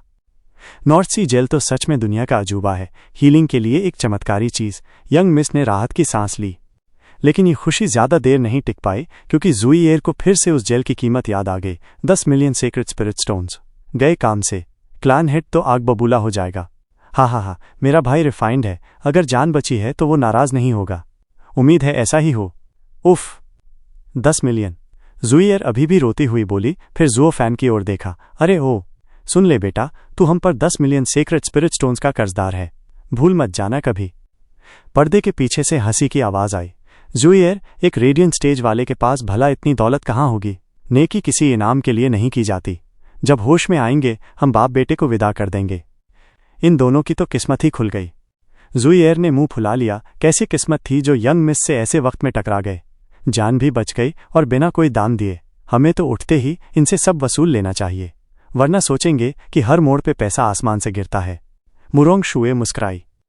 उन्हें यह अंदाजा नहीं था कि उन्होंने मदद हाथ एक डीमन आर्कन को दे डाला है, वो भी ऐसा जिसकी असली दौलत उसके उलझे हुए हालात से कहीं ज्यादा है। उसके पास इतना कुछ था कि वो नॉर्थ सी जेल की कीमत कई गुना चुका सकता था, और फिर भी बहुत कुछ बच जाता। गर गर की आवाज के साथ एक बहुत बड़ी बग्घी बर्फ से ढकी वीरान जमीन पर तेजी से दौड़ रही थी। उसके अंदर जमीन पर बिछे गलीचे पर पड़ा था जुओ फैन, जो बग्घी की हर थरथराहट से कभी कभी हल्के से हिल जाता था। शायद कोई झटका ज्यादा जोर का था, या शायद उसकी युआन की वापस आ गई थी। जो भी वजह रही हो, वो धीरे धीरे होश में आ गया। उसके सूखे होंठ थरथराते हुए खुले और वो धीमी आवाज में बड़बड़ाया, यंग सांजी, यंग सांजी। फिर तो जैसे होश आते ही उसके अंदर की बेचैनी फूट पड़ी और वो एकदम उठकर खड़ा हो गया, घबराहट में अपने बेटे का नाम पुकारने लगा। उसके अंदर डर समा गया था, साथ ही अफसोस कि पता नहीं उसके साथ क्या हुआ होगा। उसे तो याद था कि वो बेहोश हो गया था, लेकिन यंग सांजी का क्या हुआ? उसका खून बह रहा था, न कोई उसे रोकने वाला, न कोई उसे वेस्टर्न लैंड ले जाने वाला। हर एक बूंद के साथ उसकी जिंदगी फिसलती जा रही होगी। जुओ फैन का माथा कांपा, उसने मुट्ठियां भींच लीं। भीतर का पछतावा उसे अंदर ही अंदर खा रहा था। आखिर वो कैसे बेहोश होकर आराम करता रहा जबकि उसका बेटा दर्द में तड़पता रहा। वो इतना डूब गया था अपने डर और अफसोस में कि ये तक नहीं देखा कि अब वहां बर्फ नहीं थी, न ठंड थी। तभी एक तेज आवाज ने उसे चौंका दिया। हे भगवान, इतनी जोर की आवाज क्यों? मुझे तो लगा दिल ही बैठ जाएगा। अब जाकर उसने चारों ओर ध्यान दिया। वो बग्घी अभी भी चल रही थी। उसके सामने एक प्यारी सी 17 साल की लड़की बैठी थी। वो अपने हाथों में 8 साल का एक प्यारा सा बच्चा लिए बैठी थी जो बेहद पीला दिख रहा था, लेकिन अब कुछ कुछ संभलने लगा था। जुओ फैन ने चैन की सांस ली, फिर चारों ओर नजर दौड़ाई और उस लड़की से पूछा, कृपया बताइए, क्या आपने हमें बचाया? लड़की ने मुंह बिचकाते हुए कहा, क्या हुआ? अच्छा नहीं लगा क्या? तो फिर जान वापस कर दो मेरी। जुओ फैन को लड़की का ये बेहुदा जवाब बहुत बुरा लगा। उसे तो आदत थी कि वही हमेशा आखिरी बात कहता था, वही फैसला करता था। अब पहली बार किसी ने उसे जवाब दिया, और वो भी ऐसे। वो अंदर से चिढ़ गया। अगर ये लड़की उन्हें ना बचाती तो शायद वो अब तक एक खून का धब्बा बन गई होती इस बग्घी की दीवारों पर। ट्रू सेल्फ आर्ट के चलते पिछले 2 सालों में मेरी हिंसक प्रवृत्तियां काफी काबू में आ चुकी हैं। तुझे तो शुक्र मनाना चाहिए कि मुझसे अब मिली है, तब नहीं। जुओ फैन ने जबरन मुस्कुराते हुए हाथ जोड़ लिए। हा, सबसे पहले तो धन्यवाद मिस, आपने जो भी किया उसके लिए। और बताइए, इतना गुस्सा किस बात पर है? क्या मैं आपका कोई उधार चुकाना भूल गया? हा, तो तुम क्या सोचते हो? लड़की ने तीखे अंदाज में कहा। जुओ फैन तो मजाक कर रहा था, लेकिन बात सीधे लड़की के जख्म पर जा लगी। वो और भी ज्यादा दुखी और नाराज हो गई। जुओ फैन अब पूरी तरह से उलझन में था। अभी तो पहली बार मिली है, फिर मैं क्या उधार चुका नहीं पाया? लेकिन इस लड़की की प्रतिक्रिया तो कुछ और ही कह रही है। जुओ फैन पूरी तरह हैरान था, और वो लड़की तो बस आंखें घुमा के देख रही थी जैसे सब कुछ बेकार हो चुका हो। 10 मिलियन? अरे 10 मिलियन, वो बड़बड़ाई। दोनों की बातें एक दूसरे से बिल्कुल अलग थीं। तभी पर्दे के पीछे से एक नरम और मीठी आवाज आई, मुरोंगशू की। झुएर, एक सभ्य लड़की की तरह पेश आओ। 5 दिन हो गए और अब भी गुस्से में हो? अरे बाप रे, कोई और भी है यहाँ? जुओ फैन चौंक पड़ा। अभी तक होश में आने और हंगामे के बीच उसने ध्यान ही नहीं दिया कि कोई और भी था अंदर। उस आवाज से साफ लग रहा था कि यही असली मालकिन है और ये लड़की सिर्फ एक दासी। क्या नकचढ़ी नौकरानी है? जुओ फैन का सौम्य व्यवहार अब गायब हो गया। उसने ठंडी निगाहों से जुएर की ओर देखा। समझ गया, हमें बचाने वाली असली यंग मिस है, न कि तुम। फिर भी इतना नकचढ़ापन क्यों? तुमने खुद तो कुछ किया ही नहीं, बस अपनी मालकिन का नाम लिया। जुओ फैन ने पूरे आदर से पर्दे की ओर झुककर कहा, यंग मिस, आपका बहुत बहुत धन्यवाद कि आपने हमें इस मुश्किल समय में बचाया। तुम जुएर गुस्से से तिलमिला उठी और फिर शिकायत करने लगी, यंग मिस, देखिए किसे आपने इतनी मेहनत से बचाया है। जुएर, शुरुआत तुमने की थी, दूसरों को दोष मत दो। इससे सबक लो और आगे से दोबारा मत करना। मुरोंगशू ने सख्ती से कहा। फिर जुओ फैन से बोली, और सर, आपके शब्द भी ठीक नहीं थे। हर जीवन बराबर होता है। मैंने आपको किसी इनाम की लालच में नहीं बचाया। बस इतनी चाहत है कि आप नेक रास्ते पर चलें, ताकि मुझे आपको बचाने पर पछतावा न हो। मुझे अफसोस मत करने देना कि मैंने किसी डेविल को बचाया। जुओ फैन ने फीकी हंसी हंसी। अभी तो इस नौकरानी को उसकी औकात दिखाई और ये औरत मुझे डेविल कह रही है। लेकिन हाँ, मैं कोई सेंट तो हूं नहीं। हा। जुइर ने आंखें तरेरी और ताना मारा, सुना? यंग मिस चाहती हैं कि तुम अब अच्छा बन जाओ, वरना हम तुम्हारी जान वापस ले सकते हैं जब चाहें। हा, अच्छा बनना मेरी मर्जी से होगा। तुमने भले ही मुझे बचाया है, लेकिन अब इसकी चिंता मत करना। और रही बात जान लेने की, तो वो भी मेरे ही हाथों होगी, किसी और के नहीं। जुओ फैन की आंखों में चमक थी और उसने तिरस्कार से कहा, मैं गु इरफान किसी का एहसान नहीं रखता। तुम्हारा ये उपकार जरूर लौटाऊंगा जैसे ही मौका मिलेगा। तो इन दिनों जो भी कष्ट उठाया उसके लिए शुक्रिया, लेकिन अब मुझे जाना होगा। फिर मिलेंगे। जुओ फैन ने गु संतोंग का हाथ पकड़ा और चल दिया, दोनों को पूरी तरह चौंकाकर। जुइर तो जैसे अवाक रह गई। इस आदमी की हिम्मत देखो, अभी जान बची है और अब अकड़ में है, जैसे उसे बचाकर उन्होंने कोई महान काम कर डाला हो। मुरोंगशू भी हक्का बक्का रह गई और बस इतना बोली, बिल्कुल भी भला नहीं है ये। अरे! जुओ फैन चौंक पड़ा जब उसने देखा कि गु संतोंग का हाथ बिल्कुल ठीक है, कोई निशान तक नहीं था उसके पुराने जख्मों का। ये क्या? Young Sanji. जुइर को अब मौका मिला पलटवार करने का। उसने तुरंत कहा, यंग मिस की असीम करुणा ने इस बच्चे को बचा लिया है। वो अब भी बेहोश है, लेकिन हालत स्थिर है। कितनी विडंबना है, एक मासूम को बचाया गया और साथ में एक दुष्ट भी। यंग मिस ने गलत आदमी को बचा लिया। धन्यवाद। जुओ फैन ने अब अपना सारा अहंकार छोड़कर सिर झुका दिया। मुझे तो कोई फर्क नहीं पड़ता, लेकिन आपने मेरे बेटे को बचाकर मुझ पर बहुत बड़ा उपकार किया है। जो भी मांग हो बिना पूछे पूरी करूंगा। मुरोंगशू ने सिर हिलाया और कहा, सर थोड़े अजीब हैं, लेकिन बेटे से प्रेम करते हैं। इससे साबित होता है कि आपके दिल में अच्छाई अब भी बाकी है। मेरा इनाम सिर्फ इतना है कि आप नेक राह पर चलें। उफ, अच्छाई। जुओ फैन का चेहरा थोड़ा बिगड़ गया। मजाक करती हो क्या? मैंने सारी जिंदगी बुराई में बिताई है, मुझे तो ये भी नहीं पता अच्छाई होती कैसी है। ज्यूअर ने झट से बात साफ कर दी। यंग मिस, ये तो सस्ते में बच निकला। देखो जरा इसकी अकड़, कुछ तो वसूलना चाहिए। उसने हाथ बढ़ाकर कहा। चलिए अब तो भुगतान कर दीजिए। जुओ फैन हंसा और सिर हिलाया। बिल्कुल, लेना तो बनता है। कितना? बस थोड़ा सा, सिर्फ 10 मिलियन सीक्रेट स्टोन्स। जुइर ने दुष्ट मुस्कान के साथ कहा। जुओ फैन चौंका। इतना ज्यादा? कौन सी मेडिसिन दी थी? उसे दिक्कत पैसे की नहीं थी, बस वो हैरान था। वैसे भी फीस न भी होती तो वो यंग सांजी के लिए इतना जरूर देता। उन पत्थरों की क्या औकात उसके बेटे की जान के सामने। लेकिन ज्यूअर को गलतफहमी हो गई। उसे लगा इतने जीरो देखकर वो डर गया है। उसने ठहाका लगाया। पैसे नहीं है क्या? लगता है तुम्हें सीक्रेट स्टोन्स देखे तक नहीं कभी। चलो, जो भी है तुम्हारे पास सब दे दो, वैसे भी कुछ खास होगा नहीं। जुएर, मोरोंग शुए ने टोका। जुओ फैन बोला। मिस जुए, मैं उतना दे सकता हूँ, लेकिन जानना चाहता हूँ आपने कौन सी मेडिसिन इस्तेमाल की जो इतनी कीमती है। अगर वो नहीं है तो भी आपकी मेहरबानी के लिए मैं रकम दूंगा। तुम समझते हो कि हम झूठ बोल रहे हैं? जुइर ने गुस्से में अपनी कमर से एक लौकी निकाली और दिखाई। समझे क्या है इसके अंदर? मिरेकल ड्रग नॉर्थ सी जेल। अगर नहीं सुना तो अब सुन लो। ये नॉर्दर्न लैंड में भी कीमती हीलिंग मेडिसिन मानी जाती है।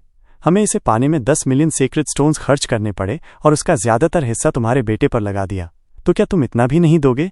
जुओ फैन ने लौकी को सूंघा और उसका माथा सिकुड़ गया। नॉर्थ सी जेल?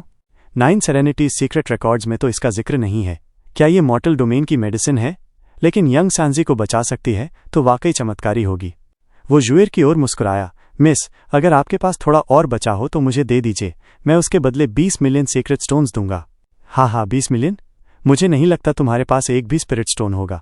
बात विश्वास की है। क्या तुम ये प्रस्ताव मानती हो? जुओ फैन ने पूछा। जुएर ने ठुड्डी ऊपर उठाई, जैसे उसे कोई भरोसा नहीं। ठीक है, इतना अच्छा सौदा कौन ठुकराएगा? अपनी रिंग दो। जुओ फैन की आंखें चमक उठी। जुएर ने वैसा ही किया। जुओ फैन ने अपनी रिंग उसके छूने दी। फिर जुओ फैन ने लौकी उठाई, गु संतोंग को बाह में लिया और हंसते हुए चल पड़ा। मिस जुएर, सौदा हो गया, अलविदा। रुको, मैंने अब तक जांचा नहीं। जुएर चीख पड़ी। मुरोंगशु ने पूछा। क्या हुआ जुएर? यंग मिस, उसकी रिंग में 20 मिलियन सीक्रेट स्टोन्स हैं। वो तो वाकई अमीर निकला। जेल की आंखें फटी की फटी रह गईं, अंगूठी के अंदर चमकते पत्थरों को देखती रह गई। गोल्डबो सिटी नाम से ही जैसे दौलत की चमक टपकती थी। सारा खजाना मानो यहीं जमा हो गया हो। पैसा ही दुनिया को चलाता है, इस कहावत में कुछ तो सच्चाई थी। ज्यादातर सेंट्रल इलाका सीधे इंपीरियल फैमिली और सरकारी अफसरों के कंट्रोल में था, सिवाय एक जगह के गोल्डबो सिटी। यहाँ का सबसे बड़ा मर्चेंट यूनियन सरीन शोर्स ट्रेडिंग यहीं अपना मुख्य दफ्तर चलाता था, जहां तक कि इंपीरियल फैमिली भी दखल नहीं देती। पर क्या वाकई नहीं देती? बिल्कुल नहीं। हकीकत उससे बिल्कुल उल्टी थी। इस एम्पायर की ताकत इतनी ज्यादा थी कि चारों रियल्म्स तक हिल जाते थे। एक छोटी सी ट्रेडिंग कंपनी उसके सामने क्या थी? चाहे जितने भी रिश्ते हों दुनिया भर में, चाहे जितना भी पैसा हो, असली ताकत तो ताकतवर के पास होती है और ताकत से ही सबसे बड़ी दौलत आती है।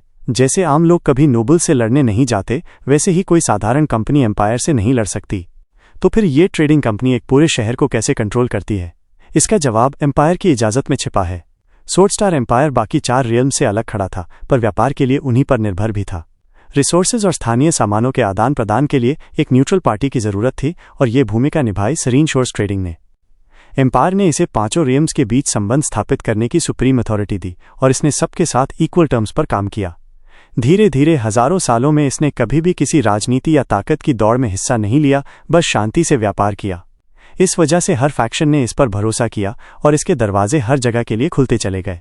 व्यापार खूब बढ़ा, पैसा बहने लगा और ये 5 रियम्स के बीच का सबसे बड़ा ट्रेड हब बन गया। पिछले कुछ 100 सालों में इसका विस्तार और तेजी से हुआ, और इसका सारा श्रेय जाता है बैली जिंगवेई को। जब से वो शासन में आया, अपने तीव्र दिमाग से उसने बाकी रियम से व्यापार को और तेज किया। उसने सरीन शोर्स ट्रेडिंग को और ताकत दी और खुद के टेलीपोर्टेशन अरे बनवाए ताकि माल और लोग तेजी से आ जा सकें। इतनी बड़ी रिस्क सिर्फ बहादुर ही उठा सकता है। अगर ये 5 रियम्स वाला टेलीपोर्टेशन अरे किसी दूसरे के हाथ लग गया तो एम्पायर का दिल एक पल में दुश्मन के कब्जे में जा सकता था, या फिर दुश्मन आराम से भाग भी सकता था। इसलिए सेंट्रल एरिया के बाहर कोई टेलीपोर्टेशन अरे किसी और रेल्म के हाथ में नहीं होता, और ना ही किसी ट्रेडर के पास। सिर्फ हर रेल्म के हायर अप्स ही उसे चालू कर सकते थे ताकि अनुशासन बना रहे। यही दिखाता है कि बायली जिंगवे ने कितनी हिम्मत दिखाई सरीन शोर्स ट्रेडिंग को इतनी ताकत देकर। यह फैसला कोई आवेग में नहीं लिया गया था। एम्पायर की ताकत इतनी जबरदस्त थी कि उसे किसी भी जासूसी या समस्या की चिंता नहीं थी। सेंट्रल एरिया में था इनविंसिबल सोर्ड, और जब तक वो हारता नहीं, कोई भी ताकत इस जगह को तोड़ नहीं सकती। उसे तो इंसानों की पूरी सेना भी कुछ नहीं कर सकती थी। ऊपर से 9 स्वॉर्ड किंग्स अपने अपने क्षेत्र में डटे हुए थे, जिससे पूरा सेंट्रल एरिया एक कनेक्टेड नरक जैसा बन चुका था। ईस्टर्न लैंड का सबसे ताकतवर क्लैन भी यहां एक दिन और रुकने से डरता था, जैसे अभी चीरकर फेंक दिया जाएगा। इसी अविश्वसनीय ताकत के दम पर बैली जिंगवेई को राजनीति चलाने में कोई डर नहीं था। वो अपनी प्रतिभा पूरी तरह से दिखा सकता था, लेकिन फिर भी इस कमर्शियल टेलीपोर्टेशन अरे में कुछ शर्तें थीं। पहली, सरीन शोर्स ट्रेडिंग का बैच पहनना जरूरी था। दूसरी, गोल्डबो सिटी के नॉमिनल लॉर्ड बाइली जिंग्यू की मंजूरी लेनी पड़ती थी, जो कि इंपीरियल फैमिली से था, ताकि कोई भी मौका देखकर एम्पायर पर कब्जा न कर ले। पर हर सिस्टम में कुछ न कुछ रिसाव तो हो ही जाता है। शायद लोग एम्पायर की ताकत पर ज्यादा भरोसा करने लगे थे, या फिर उन्हें परवाह ही नहीं थी कि इस कमर्शियल लाइन का क्या इस्तेमाल हो रहा है, या शायद उन्हें बाकी रियल्म से ज्यादा घमंड हो गया था। कारण चाहे जो भी हो, दूसरी सुरक्षा, बाइली जिंग्यू एकदम निकम्मा था। हमेशा मस्ती में डूबा रहता, और उसकी कल्टीवेशन भी बहुत घटिया थी। सेंट्रल एरिया में जहां प्रतिभा की कोई कमी नहीं थी, वहां ये 300 साल पुराना रेडियंट स्टेज का बुजुर्ग सिर्फ इंपीरियल फैमिली में जन्मे होने की वजह से ये कुर्सी पा गया, यानी उसके पीछे पेट्रियार्क खड़ा था। इसी वजह से गोल्डबो सिटी की असली ताकत सरीन शोर्स ट्रेडिंग के पास थी। जुओ फैन ने शहर के बारे में पूरी जानकारी जमा की थी, और अब वो एक भव्य और चमकदार दरवाजे के सामने खड़ा था, अपनी पीठ पर थके हुए गु संतोंग को लादे हुए। गु संतोंग की चोट तो भर चुकी थी, और अगर उसे थोड़ा खून बनने का वक्त मिलता तो वो फिर से चलने लायक हो जाता, पर ऐसा हो नहीं रहा था। वो अभी भी बहुत कमजोर था, और उसकी एनर्जी वापस नहीं आ रही थी। जुओ फैन ने जो अनगिनत मेडिसिन उसे दी, उनका भी कोई असर नहीं हुआ। जो भी खा रहा था वो जैसे बेअसर हो रहा था। जुओ फैन को ये बीमारी समझ नहीं आ रही थी, और ना ही इसका इलाज। इसलिए वो पुराने प्लान पर टिका रहा, उसे पश्चिमी रियल्म्स के उन 2 मॉन्स्टर्स के पास ले जाने का। वे भी किलिन जैसे ही थे, प्राचीन समय से जीवित, और शायद ये जान पाते कि ये क्या बीमारी है। इस सफर को आसान बनाने के लिए जुओ फैन ने फैसला किया कि वो 5 रियल्म्स का टेलीपोर्टेशन अरे इस्तेमाल करेगा और यंग सांजी को घर पहुंचा देगा। कम से कम उसकी जान तो बची रहेगी। भीड़ भाड़ वाली सड़कों पर, जहां घुड़सवार और गाड़ियां चल रही थीं, एक अकेला पिता अपने बेटे को पीठ पर लादे भीड़ में खो गया, इधर उधर नजर घुमाते हुए। जुओ फैन की नजर अचानक एक ऊंचे से कोर्टयार्ड पर जा टिकी, और उसके चेहरे पर हल्की सी मुस्कान फैल गई। वहां 2 सोल हार्मनी एक्सपर्ट पहरेदार खड़े थे, बिल्कुल पत्थर जैसे अनुशासन में। ऊपर एक बेहद भड़कीला, चमचमाता और पैसों की बर्बादी जैसा साइन लगा था। बड़े सुनहरे अक्षरों में लिखा था, सरीन शोर्स ट्रेडिंग। इस कमर्शियल लाइन को इस्तेमाल करने के लिए पहले इस क्लैन की मंजूरी लेनी होती है। हा हा हा। जुओ फैन मुस्कुराता हुआ दरवाजे की ओर बढ़ा, लेकिन पहरेदारों ने रास्ता रोक लिया। जुओ फैन को यह नज़ारा जाना पहचाना लगा। यही तो वेल ड्रैगन पवेलियन में भी हुआ था। हा हा, लगता है हर जगह ऐसे कुत्ते मिल जाते हैं। लेकिन इस बार पहरेदारों ने कोई घमंड नहीं दिखाया, उल्टा झुककर बोले, सर, आप किस काम से आए हैं? Business. कौन सा? मैं तुम्हें क्यों बताऊं? मुझे तुम्हारे मैनेजर से मिलना है, जुओ फैन ने जोर से कहा। ये चौकीदार सोचते हैं अपने मालिक का नाम लेकर मुझे डराएंगे। पर पहरेदार बिल्कुल शांत रहे। हा हा हा सर, हम आपसे सवाल नहीं कर रहे। हम तो बस मेहमानों की मदद के लिए खड़े हैं, क्योंकि यहाँ हर किस्म का आदमी आता है, और कुछ सौदे बड़े होते हैं, कुछ छोटे। हम ज्यादातर बड़े सौदों से डील करते हैं, इसलिए हर विजिटर हमारे लिए अहम होता है। हम सुझाव देंगे कि अगर सर कोई छोटा सौदा करना चाहें तो आधा मील आगे हमारी दुकानें हैं। हर तरह के सहयोग के लिए धन्यवाद। जुओ फैन ने भौहें उठाईं। वाह, सबसे बड़े मर्चेंट यूनियन की बात ही कुछ और है। अपने गार्ड्स तक को मैनर्स सिखाए हैं, तभी तो इतने बड़े हुए हैं। वो बेवजह झगड़ा नहीं करना चाहता था, तो उसने एक शीशी निकाली जिसमें कुछ चमचमाते पत्थर थे। अब बताओ, ये सौदा बड़ा है या छोटा? Sacred stones. दोनों पहरेदार जुओ फैन को गौर से देखने लगे। सेक्रेट स्टोन्स पूरे रियम्स में सख्त नियंत्रण में होते हैं, हर किसी के पास ये नहीं होते।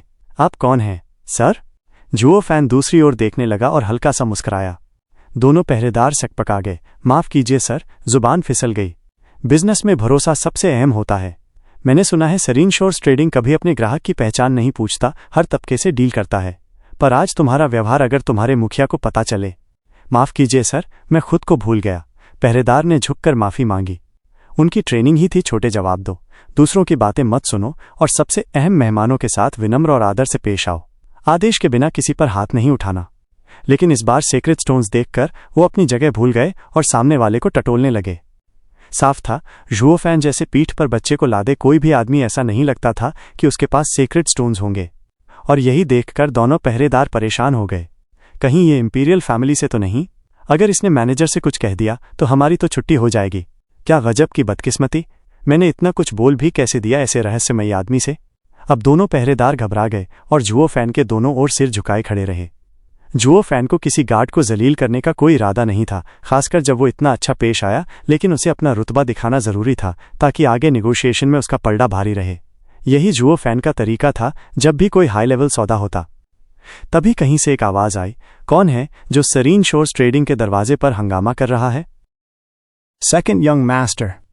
हल्के कदमों से एक रईसी कपड़ों में लिपटा नौजवान सामने आया और उसे देखते ही पहरेदार झुक गए। जुओ फैन हल्की हंसी में बोला, कहते हैं सरीन शोर्स ट्रेडिंग का बड़ा यंग मास्टर काबिल है, समझदार है और पूरे क्लैन हेड का दुलारा है। और ये जो दूसरे यंग मास्टर हैं ये तो गुस्से के पुतले हैं। हर जगह झगड़ा खड़ा करना और बड़ों को नाराज करना इनका पेशा है। वो तुम तो नहीं हो, है ना? हा, हो गया तुम्हारा बकवास।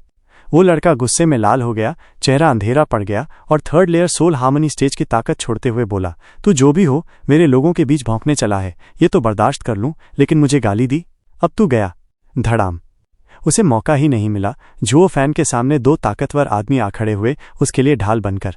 वो लड़का और भी भड़क गया, तुम लोग कर क्या रहे हो? मैं तो इस लौंडे को तमीज सिखा रहा हूं, तुम्हारे ही भले के लिए, और तुम ही मेरे रास्ते में आ गए। मरना है क्या? सेकेंड यंग मास्टर ने साफ हुक्म दिया है कि मेहमानों पर हाथ नहीं उठाना है, और खासकर ऐसे नोबल मेहमान पर जो इंपीरियल फैमिली से जुड़ा हो सकता है। हम ऐसा नहीं कर सकते, पहरेदारों ने सिर झुकाते हुए कहा। वो लड़का बिफर पड़ा, कौन परवाह करता है? वो तो बस दिखावे की बात है, असल में वो किसी काम का नहीं है। इतनी बढ़ा चढ़ाकर बातें मत करो, खून का रिश्ता ही काफी नहीं है क्या? जुओ फैन ने एक तीखा सा मुस्कान फेंका, सेकेंड यंग मास्टर की तो खूब शोहरत है। तुम्हें नहीं पता क्या कि इस दुनिया में ताकत दूसरी चीज है, सबसे पहली चीज होती है विरासत। कितने लोग असल में अपने बल पर ऊंचाई तक पहुंच पाते हैं? ज्यादातर तो किसी और के नाम पर सीना चौड़ा करके घूमते हैं। और तुम सेकेंड यंग मास्टर, तुम भी तो वैसे ही हो, बढ़िया से पाले गए हो, अच्छे तरीके से। यही वजह है कि ये दोनों पहरेदार तुम्हें इज्जत दे रहे हैं, वरना कब का उठा के फेंक देते। हे। जुओ फैन ने नजरें घुमाई और सेकेंड यंग मास्टर गुस्से में तमतमा उठा। पहरेदारों ने लंबी सांस ली, दिल से दुखी थे कि सेकेंड यंग मास्टर आग बबूला हो रहा है, और जुओ फैन तो जैसे मस्त मौला सब देख रहा था, जैसे सब उसी का रचा हुआ हो। इस मेहमान की जुबान भी तलवार जैसी तेज है। गहरी सांस लेते हुए सेकेंड यंग मास्टर ने उन दोनों को घूरते हुए कहा, तो अब तुम दोनों कुत्ते मुझे रोकोगे? तो भुगतो अब। वो जोर से उन पर झपटा और अपनी पूरी ताकत झोंक दी। पहरेदार चिल्लाए, सेकेंड यंग मास्टर, हमें मजबूर मत करो। मजबूर? अब वो इंपीरियल फैमिली वाला जिंदा नहीं रहेगा, यही सजा है तुम्हारी दगाबाजी की। वो खून का प्यासा लग रहा था। पहरेदार अब असमंजस में थे, लेकिन फिर वो फैसला लेकर आगे बढ़े। सेकेंड यंग मास्टर, ज्यादा तमाशा मत करो। इंपीरियल फैमिली के किसी आदमी को चोट पहुंचाई तो कंपनी पर मुसीबत आ जाएगी। हमें मजबूरन तुम्हें रोकना पड़ेगा। क्लैंग। दोनों पहरेदारों ने सख्त रुख अपनाया और पूरा जोर लगाकर सेकेंड यंग मास्टर पर वार किया। उनके मुख के तलवार जैसे थे, आत्मा और शरीर का मेल सोल हार्मनी की ताकत। जुओ फैन अंदर ही अंदर सर हिलाता रहा जैसे कोई जज हो, और पूरे नाटक का मजा ले रहा था। तलवार आत्मा अच्छी है इन दोनों की, अफसोस कि सामने वाला तो। गड़गड़ाहट। तलवारों जैसी ताकत के साथ दोनों के मुक्के सेकेंड यंग मास्टर के पेट के आर पार हो गए। वो हक्के बक्के रह गए। सेकेंड यंग मास्टर, आपने बचाव क्यों नहीं किया? वो लड़का वहीं खड़ा रहा, उसकी आंखें बर्फ की तरह ठंडी। तुम दोनों की तलवार आत्मा जैसी मामूली चीज मुझसे टकराएगी? हैं, तुम दोनों की ट्रेनिंग तो मेरी एक बाल भी नहीं उखाड़ सकती। अगली बार मेहनत करना। ये दोनों पहरेदार डर गए और पीछे हटना चाहे, लेकिन उनके हाथ वहीं जमे रह गए। सेकेंड यंग मास्टर ने मुस्कुराया, तुमने शायद सोल हार्मनी स्टेज वालों से कभी लड़ाई नहीं की, वरना जानते कि मेरी आत्मा 1000 साल में एक बार पैदा होने वाली एलिमेंटल सोल है। जब मैं बर्फ में बदलता हूं तो कोई मुझे छू नहीं सकता। तुम्हारे सोल अगर मेरे जितने मजबूत होते तो शायद बात बनती, लेकिन तुम तो बहुत ही कमजोर निकले। हाँ, मेरी आत्मा बनते ही मैंने आसपास के सबको पीछे छोड़ दिया। सोल हार्मनी स्टेज में मेरा राज और भी मजबूत हो गया। तुम दोनों सिर्फ सोल की कमी से हारे हो। अगली बार ज्यादा मेहनत करना। फिर एक ठंडी सी चटकन सुनाई दी और दोनों के हाथ बर्फ में बदल गए। वो ठंड पूरे शरीर में फैल गई और वो वहीं जड़ हो गए। सेकेंड यंग मास्टर ने एक झटके में उन्हें निपटा दिया, थोड़ा पीछे खिसक गया और जैसे ही उनके हाथ अलग हुए उसका शरीर सामान्य हो गया। क्या दोनों ने गलती से हमला कर दिया था? ज्यादा सोल हार्मनी स्टेज वाले लोग शायद समझ नहीं पाते कि हुआ क्या, लेकिन जुओ फैन सब समझ गया। सोल हार्मनी असल में आत्मा और शरीर का मेल होता है और ये सीधा जोड़ नहीं होता। एथीरियल स्टेज के मुकाबले सोल हार्मनी स्टेज इंसान को एक बेहतर स्तर पर ले जाता है, जैसे एकदम निर्दोष स्थिति। 3 प्रकार की आत्माएं होती हैं, बीस्ट सोल्स और टूल सोल सबसे नीचे, और एलिमेंटल सोल्स जो किसी तत्व को संगठित करके अमूर्त बनती हैं वो बेहतर होती हैं। सबसे ऊपर होती हैं डोमेन सोल्स, जिसमें सब कुछ समा जाता है और जिनका अपना ही नियम होता है। इसलिए इथेरियल स्टेज में भले ही कल्टीवेशन लेवल एक हो, लेकिन सोल की वजह से ताकत अलग होती है, और सोल हार्मनी स्टेज में तो ये फासला और बढ़ जाता है। बीस्ट और टूल सोल वाले सोल हार्मनी लोग बहुत ताकतवर होते हैं, हिंसक और कठोर। इनका प्रहार इथेरियल स्टेज में भी भारी पड़ता है। लेकिन हमेशा कुछ अपवाद होते हैं, जैसे ज़ुओ फैन जो डबल सोल के साथ डोमेन सोल रखता है, वो तो सोल हार्मनी स्टेज वालों को भी मसल सकता है। लेकिन सोल हार्मनी अगर एलिमेंटल सोल के साथ हो तो शरीर अमूर्त बन जाता है, और अगर सामने वाला उससे कमज़ोर हो तो छू तक नहीं सकता।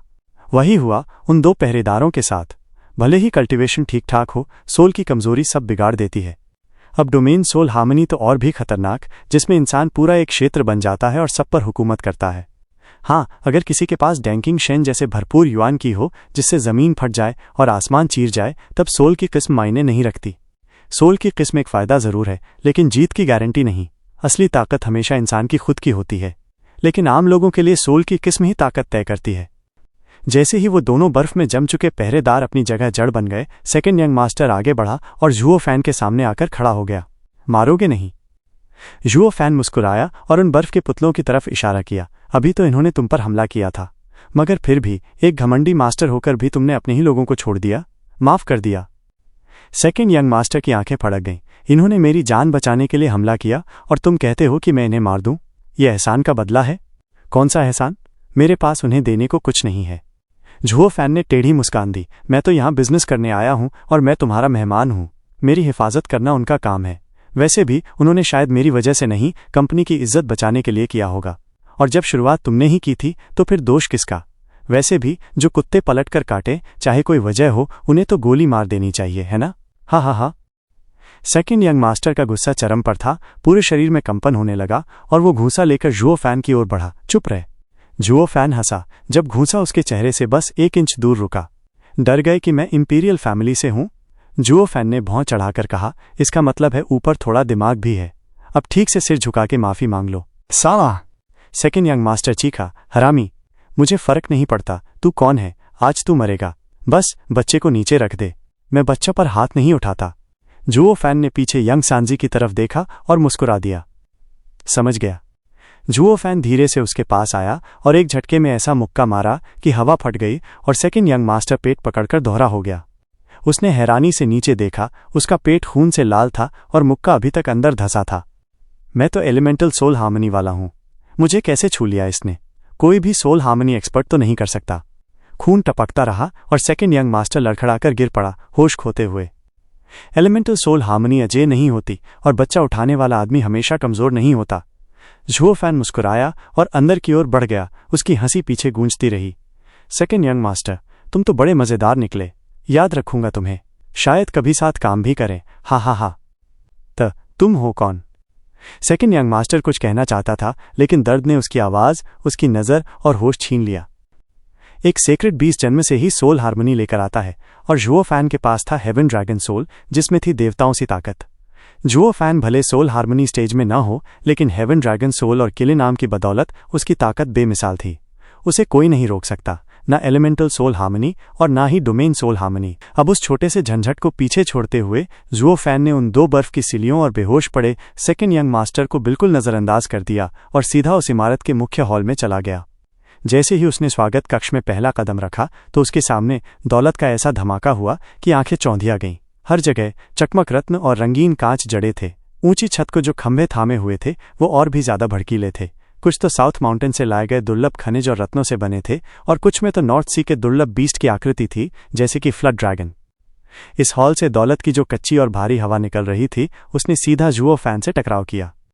और फिर उस आम से दिखने वाले आदमी ने जब ऐसे बिंदास होकर अंदर कदम रखा तो ये साफ था कि वो कोई छोटा मोटा सौदा करने नहीं आया था। तभी एक बुजुर्ग आदमी आगे आया और गहरी झुककर बोला, हा, हुजूर बताइए, हम आपकी क्या सेवा कर सकते हैं? बात करनी है सीधी बिजनेस की। बुजुर्ग की कल्टीवेशन सोल हार्मनी स्टेज की थी, लेकिन जब उसने ज़ुओ फैन की रेडियंट स्टेज ऑरा पर कोई प्रतिक्रिया नहीं दिखाई तो ज़ुओ फैन को समझ में आ गया कि सरीन शोर्स ट्रेडिंग के लिए बिजनेस ही सब कुछ है। बुजुर्ग ने मुस्कुरा कर कहा, इस तरफ चलिए हुजूर, हमारे यहाँ गोपनीयता के बहुत सख्त नियम हैं। हर बातचीत के लिए निजी कक्ष दिए जाते हैं। जैसे ही आप अपने कमरे में होंगे, एक खास रिसेप्शनिस्ट आपकी सेवा में हाजिर होगा। फिलहाल मैं आपका स्वागत करता हूं और जो भी बातें हमारी होंगी उनका विवरण सिर्फ मुझे और मेरे ऊपरी अधिकारी को पता होगा। यही हमारे संगठन की साख है, आप निश्चिंत रहिए। जुओ फैन ने सिर हिलाया। सेरीन शोर्स ट्रेडिंग गोपनीयता को इतना ज्यादा मानता है कि जानकारी के प्रवाह को भी सीमित कर देता है ताकि कोई लीक ना हो जाए, और अपनी साख को ही गारंटी बनाकर चलता है। अच्छे हों या बुरे, हर किसी से ये समान व्यवहार करता है, इसलिए सबका भरोसा जीत पाया है। ये संगठन हर पक्ष से तटस्थ रहता है, किसी का पक्ष नहीं लेता, न ही किसी पर निगरानी करता है। इसी वजह से कोई पक्ष नाराज नहीं होता और किसी को विशेष प्राथमिकता भी नहीं मिलती। लेकिन इसी तटस्थ नीति की वजह से ये हर फैक्शन से संपर्क बना लेता है। ये तो नेचर का नियम है कि हर किसी के पास कुछ न कुछ छिपाने लायक होता ही है जो वो सबसे छुपाना चाहता है, और सेरीन शोर्स ट्रेडिंग की यही तटस्थता उन्हें इस तरह के सौदों में आज़ादी से घूमने देती है, बिना किसी नतीजे के डर के। जब जुओ फैन को एक शानदार और कीमती कमरे में ले जाया गया तो वो एक नक्काशीदार आलीशान कुर्सी पर बैठ गया, एक टांग को दूसरी पर चढ़ाए हुए। बुजुर्ग आदमी ने आराम से दरवाज़ा बंद किया और हाथ के इशारे से कमरे में एक ध्वनि अवरोधक बैरियर खड़ा कर दिया। अब वो जुओ फैन की ओर मुड़कर मुस्कुराया। हुजूर, अब हम बात शुरू कर सकते हैं। सेरीन शोर्स ट्रेडिंग की बात सही है, हर ग्राहक को वो पूरी तल्लीनता से सेवा देता है। आप बहुत दयालु हैं हुजूर, यही हमारा काम है। हा हा हा। आपके लोगों से निपटने के तौर तरीके तो कमाल के हैं, लेकिन क्या आपकी ताकत भी उतनी ही पक्की है कि मैं निश्चिंत हो सकूं? जुओ फैन ने एक बार तारीफ की, मगर उसी के साथ भौहों में एक चुनौती भी थी, जैसे अचानक विषय बदल दिया हो। बुजुर्ग आदमी मुस्कुराया। हुजूर, 5 लैंड्स में हमारी ताकत किसी से छिपी नहीं है। जो भी मांग हो और जैसा भी नतीजा हो, हमें पूरा विश्वास है कि हम कर सकते हैं। अगर किसी वजह से हम नहीं कर सके तो फिर इस दुनिया में और कोई भी नहीं कर पाएगा। हाँ हाँ हाँ। बुजुर्ग ने खुद को नम्र दिखाया, मगर उसकी आवाज़ में जो गर्व और आत्मविश्वास था वो साफ बताता था कि सेरीन शोर्स ट्रेडिंग कितनी ताकतवर है। हाँ हाँ हाँ, उम्मीद तो यही है। जुओ फैन अब असल बात पर आया। मैं आपकी कंपनी की 5 लैंड्स को जोड़ने वाली टेलीपोर्टेशन अरे का उपयोग करना चाहता हूं, मतलब आपके कमर्शियल लाइन का। क्या ये संभव है? बुजुर्ग चौंक गया, उसकी शांत चाल में झटका आया। आप हमारी कमर्शियल लाइन का उपयोग करना चाहते हैं? क्या मैं नहीं कर सकता? नहीं नहीं, बात वो नहीं है। लेकिन बुजुर्ग थोड़ा उलझन में था। ये लाइन सिर्फ हमारी कंपनी के अधीन नहीं है, बल्कि इस शहर के लॉर्ड के भी अधिकार में है। हम अपने मन से इसका उपयोग नहीं कर सकते। मुझे डर है कि मैं आपकी इस मांग को पूरा नहीं कर सकता। कृपया इजाज़त दें कि मैं अपने वरिष्ठ को बुला लाऊं। मैं बस एक पल में लौटा। उसने बैरियर हटाया और बाहर चला गया। जुओ फैन जानता था कि कमर्शियल लाइन यूं ही आसानी से इस्तेमाल नहीं होने वाली, लेकिन उसे कोई जल्दी नहीं थी। वो पहले से ही इसकी तैयारी कर चुका था। कुछ ही देर में दरवाज़ा फिर से खुला और वही बुजुर्ग लौट आया। इस बार उसके साथ एक और व्यक्ति था जो दिखने में 20 साल का लगता था, मगर जुओ फैन ने उसकी वास्तविक उम्र लगभग 100 साल आंकी। बुजुर्ग ने कमरे को फिर से सील किया और जुओ फैन से परिचय करवाया। हुजूर, ये हैं हमारी कंपनी के एल्डेस्ट यंग मास्टर वू रांजे और मेरे सीधे वरिष्ठ। बेहतर होगा कि आप अपने बिजनेस की बात इन्हीं से करें। नमस्ते हुजूर, मुझे बताया गया कि आप हमारी कमर्शियल लाइन का उपयोग करना चाहते हैं। वू रांजे ने हल्की सी झुककर अभिवादन किया। सेकंड यंग मास्टर की तरह होने के बावजूद उसने शिष्टता में कोई कमी नहीं दिखाई, जैसे कि सेरीन शोर्स ट्रेडिंग का हर सदस्य करता है, चाहे सामने वाला एक मामूली रेडियन स्टेज कल्टिवेटर ही क्यों ना हो। जुओ फैन की नज़र थोड़ी संकरी हुई। तो ये है एल्डेस्ट यंग मास्टर। कहते हैं ये बेहद तेज और समझदार है और खुद क्लैन हेड का दाहिना हाथ। अभी देखकर लगता है कि ये कंपनी के नियमों का पूरा पालन करता है। फिर भी जुओ फैन की शंका पूरी तरह दूर नहीं हुई। उसे उसमें कुछ तो अजीब सा लगा। उसने अपने विचारों को शांत किया और सिर हिलाया। हाँ, इसी वजह से आया हूँ। समझ गया। हाँ हाँ हाँ। वो रांजे सीधे बात पर आया। हुजूर, भले ही ये कमर्शियल लाइन हमारी कंपनी ने बनाई है, मगर इसका नियंत्रण गोल्ड बॉस सिटी के लॉर्ड के पास है।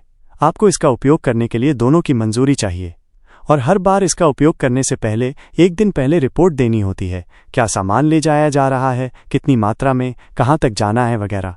अफसोस, आज की रिपोर्ट पहले ही दे दी गई है। अगर हम इसे अपने निजी फायदे के लिए उपयोग करेंगे तो एम्पायर का क्रोध झेलना पड़ेगा। क्षमा कीजिए, लेकिन हम ये नहीं कर सकते। जुओ फैन ने उसका बनावटी बिजनेस स्माइल देखते हुए ताना मारा। तो इतनी बड़ी कंपनी को हर बार रिपोर्ट देना पड़ता है? हाँ, ये एक तरह की बाधा है, लेकिन हम कितने भी बड़े हों, एम्पायर के खिलाफ नहीं जा सकते। कृपया हमें माफ़ कीजिए। मतलब अगर मैं सिटी लॉर्ड की मंजूरी ले आऊं तो मैं कमर्शियल लाइन का उपयोग कर सकता हूं?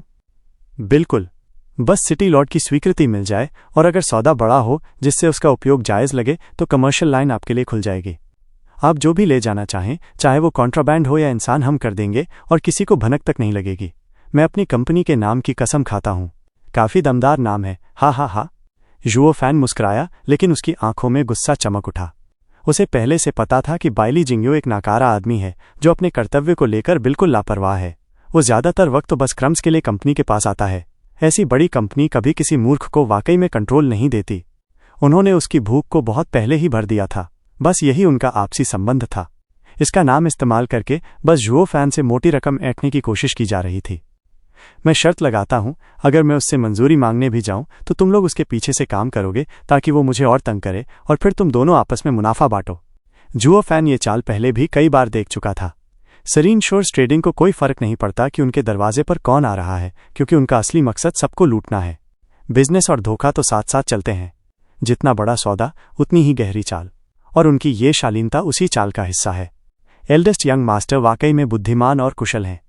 जुओ फैन की आंखों में सोच की चमक थी। वू रांझे का चेहरा अब भी शांत था। उसने कोई प्रतिक्रिया नहीं दिखाई। धन्यवाद। तो चलिए फिर बिजनेस की बात करते हैं। मुझे जानना है कि क्या आपकी कंपनी इतनी बड़ी डील कर सकती है जिससे सिटी लॉर्ड भी मान जाए। हाँ, वो तो एक अलग सौदा हो गया। वो रांझे की मुस्कान फैल गई। जुओ फैन हंसा। हाँ, एल्डेस्ट यंग मास्टर तो बड़े तजुर्बेकार बिजनेसमैन हैं। हाँ, ये तो हमारी कंपनी का नियम है हुजूर। बिजनेस बिना पूंजी के नहीं होता और सिटी लॉर्ड को भी हिस्सा चाहिए। वो रांझे की नज़र अब सीधी जुओ फैन पर टिकी थी। लेकिन हुजूर, सौदा है क्या? बहुत बड़ा, शायद आपकी कंपनी के इतिहास में सबसे बड़ा। ही। जुओ फैन ने टेढ़ी सी मुस्कान दी। वो रांझे की आंखें चमक उठीं। बड़ी डील? जरा हमें भी तो बताइए सर। हाँ, बड़े धीमे निकले आप तो, जबकि लोग आपकी तारीफ करते नहीं थकते कि आप कितने तेज हैं एल्डेस्ट यंग मास्टर। बताइए, अगर मैं डील के बारे में नहीं बताऊंगा तो फिर सौदा कैसे होगा? आप खुद ही देखिए, बात दोहराई जा रही है, जुओ फैन ने मजाक उड़ाते हुए कहा। वो रांझे ने मुस्कुराकर सिर हिलाया। सही कह रहे हैं सर, ये तो मेरी बदतमीजी रही। जुओ फैन ने अंगूठी से एक चमकता क्रिस्टल और एक शीशी निकाली। लेकिन डील पर जाने से पहले आपके लिए कुछ है। वो रांझे वो चीजें देखकर चौंक गया। सीक्रेट स्टोन्स और 11th ग्रेड की पिल? सर, क्या यही वो डील है जिसके बारे में आपने कहा था? देखिए, ये दोनों चीजें आम तो नहीं, मगर जो लोग असल ताकत रखते हैं उनके पास ये मिल ही जाती हैं। हमारी कंपनी ने भी इनका बहुत बड़ा लेन देन किया है। मुझे डर है कि ये डील। एल्डेस्ट यंग मास्टर, आप फिर से धीमे पड़ गए। मैंने तो पहले ही कहा था, ये सिर्फ दिखाने के लिए है, असली डील नहीं। जुओ फैन ने हल्की मुस्कान दी। वो रांझे का चेहरा थोड़ा लाल हो गया। बार बार यूं चढ़ाया जाना उसे अच्छा नहीं लग रहा था। उसकी बिजनेस वाली मुस्कान एक पल को गायब हो गई। तो फिर सर, पहचान? जुओ फैन ने सिर हिलाते हुए कहा, आपकी कंपनी अपने ग्राहकों की पहचान नहीं पूछती, ये तो सबके सम्मान के लिए है। लेकिन मैं जरा आगे बढ़कर भरोसे को पक्का करना चाहता हूं। मैं एक 11th ग्रेड का आल्केमिस्ट हूं। ये पिल मैंने खुद बनाई है और ये सीक्रेट स्टोन्स भी इन्हीं पिल्स को बेचकर मिले हैं। मैं उन लोगों में से हूं जो असल ताकत रखते हैं और बड़ी डील करने का हक रखते हैं। उफ! वो रांझे और बूढ़े आदमी ने हल्का हंसते हुए सिर झुकाया। सर, आपको अपनी पहचान बताने की जरूरत नहीं। जैसे ही आप हमारी कंपनी में आए, आप हमारे सम्मानीय ग्राहक बन गए। हम सच्चे मन से। अरे ये बात मत कहिए। जुओ फैन हंस पड़ा। जो भी अंदर आता है वो सबके लिए महान मेहमान होता है, क्योंकि आपके गार्ड्स पहले ही दरवाजे पर छानबीन करते हैं। जो बचकर अंदर आ जाए वो अपने आप ही जरूरी आदमी होता है। स्क्रीनिंग की जरूरत ही नहीं रहती। मगर मैं तो यूं नहीं आया था, और मुझे हमारे बड़े सौदे को मजबूत भरोसे के साथ ही आगे बढ़ाना है। रुको, आप गार्ड से बिना पूछे अंदर आए? वो रांझे चौंक गया। फिर आप यहां पहुंचे कैसे? वहां तो बाहर सोल हार्मनी स्तर के 2 कल्टीवेटर खड़े हैं। जुओ फैन ने उसका चेहरा देखकर ही उसके मन की बात पढ़ ली। मैंने लड़कर रास्ता बनाया, उन्हें बेहोश कर दिया। वो रांझे कांप उठा। अरे ये तो सोल हार्मनी स्टेज के 2 कल्टीवेटर थे, ये कर कैसे लिया? जुओ फैन ने आगे जोड़ा। और तुम्हारा सेकंड यंग मास्टर भी वहीं से गुजर रहा था, तो उसे भी मैंने बेहोश कर दिया। अब तक वो दरवाजे पर आराम कर रहा होगा। हाँ भाई, तुम्हारे छोटे भाई की पिटाई भी की है, अब क्या कर लोगे? जुओ फैन ने वो रांझे के चेहरे के बदलते भाव देखे। वो रांझे ने लंबी सांस छोड़ी और सिर झुकाया। सर, गार्ड्स ने जरूर कोई बदतमीजी की होगी, उन्हें तो सजा मिलनी ही चाहिए। और जहां तक मेरे भाई की बात है, मैं आपसे उसके गुस्से को नजरअंदाज करने की गुजारिश करता हूं। अब क्या सर हमारे उस बड़े सौदे के बारे में बताएंगे? तुम्हारी कमजोरी है तुम्हारी इंसानियत। जुओ फैन उसकी शांत आंखों को देखकर मुस्कुराया। इज्जत इसलिए नहीं होती कि दिल से मानते हैं, बल्कि इसलिए थोप दी जाती है ताकि सौदे अच्छे बने। मगर इज्जत की आदत में ही इंसानियत कहीं गुम हो गई है। मैंने तो साफ कहा कि गार्ड्स की पिटाई की और एल्डेस्ट यंग मास्टर को फर्क तक नहीं पड़ा। हर लालची इंसान यही चाहेगा कि उसकी हार दुश्मन से हो, अपने नालायक रिश्तेदारों से नहीं। बस क्लान के बेकार लोग अगर बीच में गिर जाएं तो चलेगा, जब तक बड़ी डील हाथ में आ रही हो। लेकिन जब भाई ही पिट जाए तब भी कुछ न महसूस हो तो समझो दिल पत्थर का है। जुओ फान खुद भी ठंडा दिल रखता था, पर इंसानियत से बिल्कुल अलग नहीं। नफरत भी इंसानियत का हिस्सा है। अगर उसे अपने छोटे भाई से प्यार नहीं भी था, तब भी थोड़ी चिंता तो होनी चाहिए थी। अगर कोई अपने भाई को प्यार करता होता तो अब तक पागल हो चुका होता। किसी भी हालत में सीधा चेहरा रखना आसान नहीं होता। या फिर उल्टा भी हो सकता है, भाई के दर्द से उसे खुशी मिल रही हो, क्योंकि दोनों ही क्लैन की ताकत के लिए लड़ रहे हैं। यही होती है इंसानियत, प्यार भी, जलन भी। मगर वो रांझे में इनमें से कुछ भी नहीं दिखा। उसे बस अपना फायदा दिख रहा था। ना कोई दर्द, ना कोई रिश्तेदारी। और सबसे बुरा, उसे सिर्फ मुनाफा कमाना था, वो भी आदत के तौर पर, दिल से नहीं। तो ये है सेरीन शोर्स ट्रेडिंग का सबसे समझदार और सक्षम इंसान। हाँ, मैं तो ऐसी कंपनी से दूरी ही रखूंगा। ऐसे लोगों को काबू में रखना बहुत मुश्किल होता है।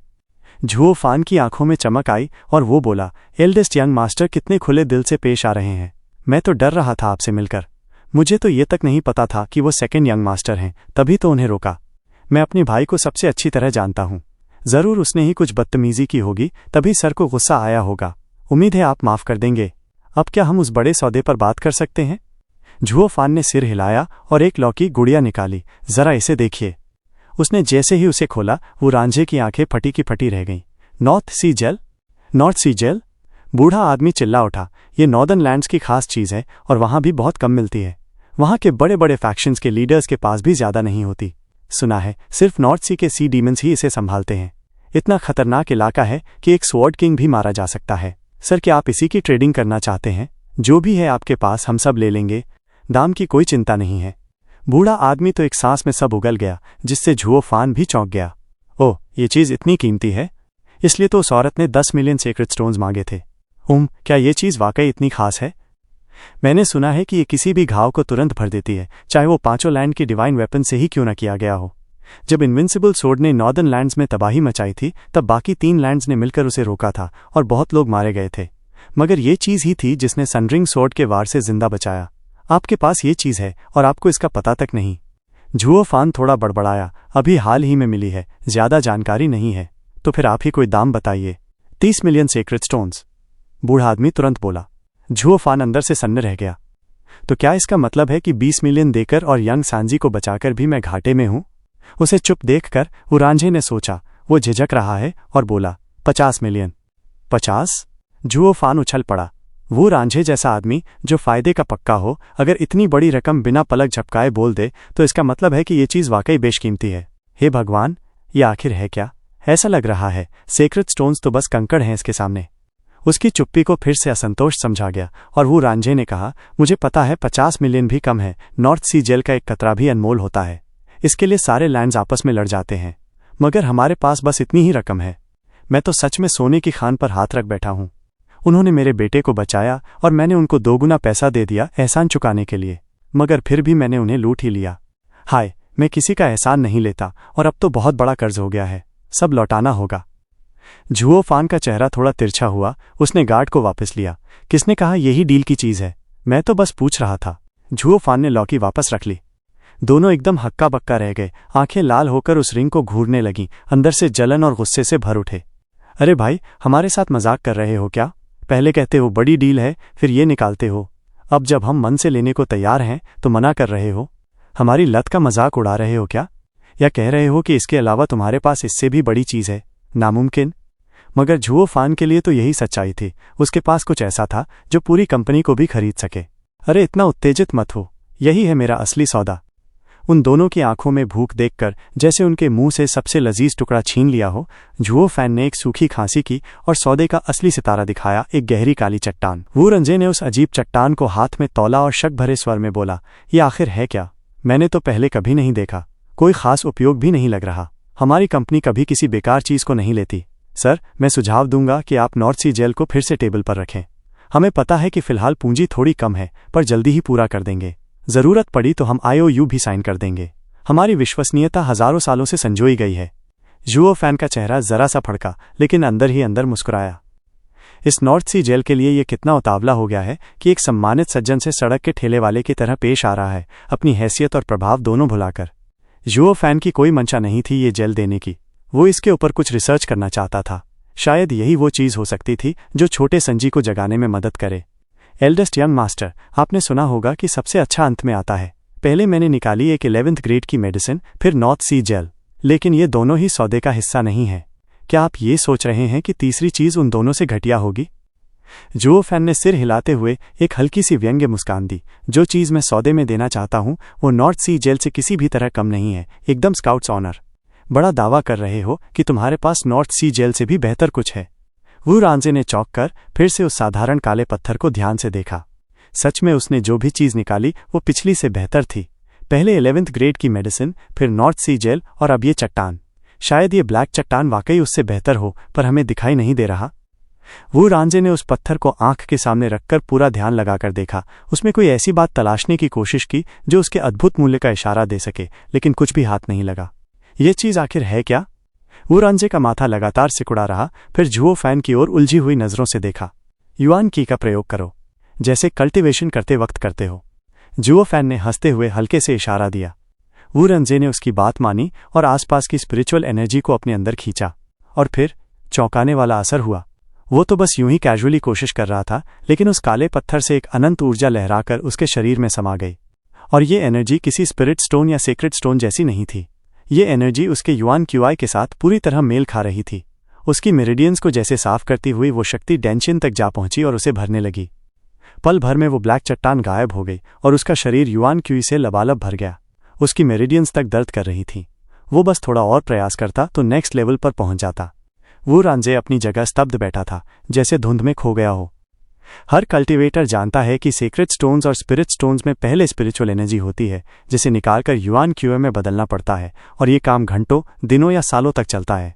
लेकिन ये ब्लैक चट्टान उस पूरी प्रक्रिया को हटा देती है। यह सीधा शुद्ध युआन क्यूआई दे देती है।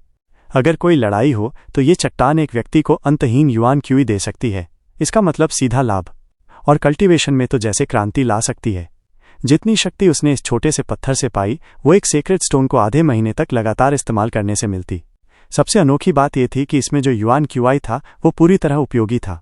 आमतौर पर सेक्रेट या स्पिरिट स्टोन्स की एनर्जी में बहुत कुछ बेकार हो जाता है, लेकिन इस पत्थर की शक्ति पूरी तरह वही थी जो अभ्यास से मिलती है। यानी आगे बढ़ने के लिए जो जोर चाहिए होता है वो इसमें खुद ब खुद था। वू रांजे के दिमाग में एक साथ झटका और डर दोनों भर गए। इतनी छोटी चीज और इतनी क्रांतिकारी। बूढ़े आदमी को कुछ पता नहीं चला था तो वो थोड़ा उलझा हुआ बोला, एल्डेस्ट यंग मास्टर, क्या बात है? ये अच्छा है क्या? नहीं, ये तो परफेक्ट है। वू रांचे की आंखों में जोश और भी भड़क उठा। सर, ये क्या है और आपके पास कितनी है? जुओ फैन ने एक शैतानी मुस्कान दी और धीरे से बोला, यह है डीमन स्पिरिट स्टोन जो सेरेनिटी वेन से आया है। पूरे संसार में दूसरा कोई नहीं जिसके पास ये हो। और रही बात संख्या की, तो जितनी चाहिए उतनी। तो बोलिए, है नहीं ये एक बड़ा सौदा? सर तो कमाल के हैं, ये सौदा तो सच में बहुत बड़ा है। वू रांचे का माथा थरथरा उठा, आंखों में जोश भर गया। नॉर्थ सी जेल तो सिर्फ हीलिंग में अच्छा है, लेकिन डीमन स्पिरिट स्टोन तो कल्टीवेशन की दुनिया ही बदल सकता है। ये न सिर्फ शक्ति बढ़ा सकता है बल्कि जीवन भी बचा सकता है। अब समझ आया सर ने क्यों कहा था कि ये जेल से बेहतर है। मेरी बस एक विनती है, सर इसे ऐसे ही बनाए रखें। जुओ फैन ने उसकी बात समझते हुए लंबी नजर डाली। क्यों, एकाधिकार बनाने की सोच रहे हो? बिल्कुल सही। जब ये पत्थर सिर्फ सर के पास है और हमारी कंपनी की पहुंच हर जगह है, तो हमारे साथ मिलकर सर को सबसे ज्यादा लाभ होगा। बस हमें साथ चाहिए। तो फिर मेरा सौदा मंजूर। और वो सिटी लॉर्ड पहले ही तय हो चुका मानिए। वू रांचे ने सारी चिंताओं को हवा में उड़ाते हुए कहा, बस हमें सर से लगातार सहयोग चाहिए।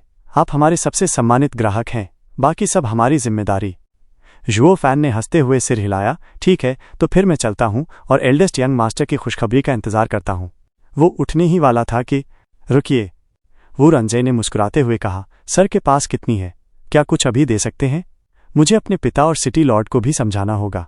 कहीं ऐसा तो नहीं सोच रहे कि मैं ब्लफ कर रहा हूं? हाँ, नहीं सर, बस 1 लाख, लेकिन उसके बदले मुझे सारे क्षेत्रों से आई सबसे बेहतरीन वस्तुओं में पहली पसंद चाहिए। जुओ फैन ऐसा कहते हुए थोड़े सोच में दिखा। वू रांजे ने सिर हिलाया। बिल्कुल तय रहा। ये लीजिए, सबसे ऊंचा कमर्शियल कार्ड। जहां भी जाएं, हमारी कंपनी की हर चीज सर के लिए खुली रहेगी। ये कार्ड अब तक सिर्फ 5 को दिया गया है, आपका 6ठा है।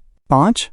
हर लैंड के लीडर्स को 1-1 मिला है, क्योंकि युद्ध महंगा होता है और हम उनकी सहायता करते हैं। वू रांजे गर्व से बोला। जुओ फैन ने उसे गौर से देखा। तो ये लोग युद्ध का वित्त पोषण भी करते हैं, लेकिन उसे फर्क नहीं पड़ा। उसने अंगूठी बढ़ा दी। एल्डेस्ट यंग मास्टर, ये रहे 1 लाख डीमन स्पिरिट स्टोन्स। मैं खुशखबरी का इंतजार करूंगा। निश्चिंत रहिए सर। ठक। दोनों की अंगूठियां टकराईं और सौदा पूरा हुआ। वू रांजे को मिले पत्थर और जुओ फैन को मिला एक चमचमाता सोने जैसा कार्ड। वो गू संतोंग को पीठ पर लेकर निकल गया। वो रांझे और बूढ़ा आदमी उसे रिसेप्शन से भी बहुत आगे तक छोड़ने आए। बाकी मेहमान हैरान रह गए। ये कौन है जिसे खुद एल्डेस्ट यंग मास्टर बाहर छोड़ने आए, रिसेप्शन से भी बाहर तक? अभी तक ऐसा सम्मान तो किसी को नहीं मिला। Eldest young master second young master को कंपनी के बाहर पीटा गया। कोई दौड़ता हुआ आया और धीरे से बोला, जबकि सेकेंड यंग मास्टर को कुछ गार्ड्स उठाकर ला रहे थे। वो रांझे ने उस पर एक नज़र तक नहीं डाली और बोला, कोई बात नहीं, खुद ही बुलाया होगा, अब उस पर निगरानी रखो, ग्राहक परेशान न करे। फिर वो जुओ फैन के पास लौट आया, मुस्कुराते हुए बोला, सर आपके लिए एक कमरा तैयार कराया है, अगर कुछ पसंद ना आए तो टावन को बता दीजिए, पूरी गोल्ड बॉ सिटी आपकी सेवा में होगी। अगले कुछ दिन मुझे अपने पिता से बात करनी है, इसलिए साथ नहीं रह पाऊंगा। सर से निवेदन है कि थोड़ा धैर्य रखें। जुओ फैन ने सिर हिलाया। उसे वैसे भी किसी आत्मा विहीन आदमी से बात करना समय की बर्बादी लगता था। तू कौन है? मुझे छुपकर मारा, सामने से लड़। एक गूंजती हुई चीख हॉल में गूंजी। जुओ फैन रुक गया और सेकेंड यंग मास्टर की तरफ देखा। वो रांझे ने फौरन चिल्लाया, भाई तमाशा मत करो, ग्राहक परेशान हो रहे हैं, पिता खुद तुमसे बात करेंगे। 3 साल पहले क्या हुआ था, भूल गए? यही तो नहीं भूल पा रहा, तभी तो इन बड़े ग्राहकों से नफरत है। सेकेंड यंग मास्टर ने जुओ फैन की ओर इशारा कर चिल्लाया, अगर हिम्मत है तो मुझसे मुकाबला कर, मैं वू रनडोंग इस बार इतनी जल्दी नहीं हारूंगा। वो रनडोंग? जुओ फैन ने एक भौं उठाई, फिर हल्की सी मुस्कान के साथ बाहर निकल गया। वही बूढ़ा आदमी उसके साथ चल रहा था। वो रांझे ने इशारा किया और गार्ड्स ने उसके चिल्लाते भाई को एक भव्य महल की ओर ले जाना शुरू किया। ठक ठक, एक बूढ़े आदमी ने बारीक नक्काशीदार जेड की मेज पर झुके हुए कोई दस्तावेज देख रहा था। तभी दरवाजे पर हल्की दस्तक हुई। उसने अपना झुर्रियों से भरा चेहरा उठाया और पूछा, क्या बात है? मैं हूं फादर, कुछ जरूरी बात करनी है। बूढ़े ने आवाज पहचान ली, अरे रांझ, अंदर आओ। ची।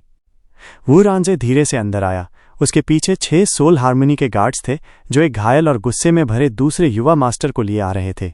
बूढ़े आदमी की आंखों में सब कुछ साफ समझ आ गया। उसने लंबी सांस ली। वो रांझे ने झुककर सीधे लहजे में कहा, फादर, मैं चाहता हूं कि भाई को आधे महीने के लिए नजरबंद किया जाए, वरना ये हमारी कंपनी का सारा काम बिगाड़ देगा। बूढ़े ने फिर से लंबी सांस ली। बिना अपने बेटों की लड़ाई पर ज्यादा ध्यान दिए दस्तावेज देखने में लग गया। अब की बार क्या कर दिया इसने? वो रांझे मुस्कुराया, लेकिन तभी वो रनडोंग ने खुद को गार्ड्स की पकड़ से छुड़ाया और मेज पर जोर से हाथ मारकर बोला, क्या ये दिख नहीं रहा कि मेरे साथ क्या हुआ है? किसी ने मेरी पिटाई कर दी। वो रांझ ने उसकी बात अनसुनी करते हुए बताया, फादर, वो एक बहुत ही जरूरी ग्राहक है, जिससे अगर हमारा सौदा हो गया तो हमारी कंपनी की उन्नति कई गुना हो जाएगी। भाई का उस ग्राहक से टकराव हो गया था, लेकिन सौभाग्य से वो ज्यादा नाराज नहीं हुआ और अब भी हमारे साथ सौदा करने को तैयार है। इससे पहले कि भाई और कुछ गड़बड़ करे, मैं आपसे हाथ जोड़कर कहता हूं कि उसे रोका जाए, ताकि वो हमारी सबसे बड़ी डील को बर्बाद न कर सके। वू रनडोंग ने गुस्से में अपना चेहरा वू रांझे की ओर घुमाया। भाई, तुम तो सीधा मुझ पर ही इल्जाम लगा रहे हो, पूरी बात सुने बिना। बूढ़े आदमी ने छोटे बेटे की नाराजगी को अनदेखा करते हुए पूछा, रंझ, क्या वाकई ये सौदा इतना अहम है? वो रांझ ने बिना पलक झपकाए जवाब दिया, सिर्फ अहम नहीं, नॉर्थ सी जेल से भी कहीं ज्यादा कीमती है। चटाक। बूढ़ा ठिठक गया। उसकी आंखों में हलचल हुई। उसने चौंकते हुए पूछा, नॉर्थ सी जेल से ज्यादा? सिर्फ उससे ज्यादा नहीं, बल्कि कहीं ज्यादा बड़ा सौदा है। बकवास। नॉर्थ सी जेल से सौदा करने की कोशिश हम हजारों साल से कर रहे हैं, लेकिन कभी मौका नहीं मिला। नॉर्थर्न लैंड वाले उसे सख्ती से संभाले रहते हैं, और अब तुम कह रहे हो उससे भी बेहतर कुछ मिला? बूढ़े की आंखों में पहली बार उत्साह झलक पड़ा। वो रांझ बोला, फादर, यही तो मैं आपको बताने ही वाला था, जरा ये देखिए। वो रांझे ने एक काले रंग का पत्थर सामने रखा। बूढ़े की भौहें सिकुड़ गईं। फादर, जरा इससे थोड़ी कल्टीवेशन करके देखिए। वो रांझे के चेहरे पर वैसी ही हल्की मुस्कुराहट थी जैसी जुओ फैन ने उस पर दिखाई थी। बूढ़े ने वैसा ही किया। जो वो रांझ के साथ हुआ था वही बूढ़े के साथ भी हुआ। पत्थर हवा में गायब हो गया और युआन क्यूई की लहर पूरे शरीर में दौड़ गई। उसमें अपार शक्ति भर गई। बूढ़ा हैरानी से चिल्लाया, ये क्या है? Demon spirit stone. वो रांझे ने खुशी से झुककर सारी बात बताई, जो कुछ हुआ था, सब कुछ, और अंत में कहा, वो ग्राहक पहले ही हमें 1 लाख की पेमेंट दे चुका है और एक इनडेफिनेट कॉन्ट्रैक्ट साइन करने को तैयार है। बस एक शर्त है कि वो हमारी कमर्शियल लाइन का इस्तेमाल कर सके। मैंने उसे वादा कर दिया है और अब आपसे निवेदन है कि आप जल्दी से सिटी लॉट से संपर्क करके उसकी मंजूरी लें। बूढ़े की आंखों में चमक आ गई और वो जोर से हंसा। बिल्कुल, हम ऐसा सौदा कैसे गंवा सकते हैं? मैं अभी सिटी लॉट से मिलने जाता हूँ, देखता हूँ उसे क्या चाहिए बदले में।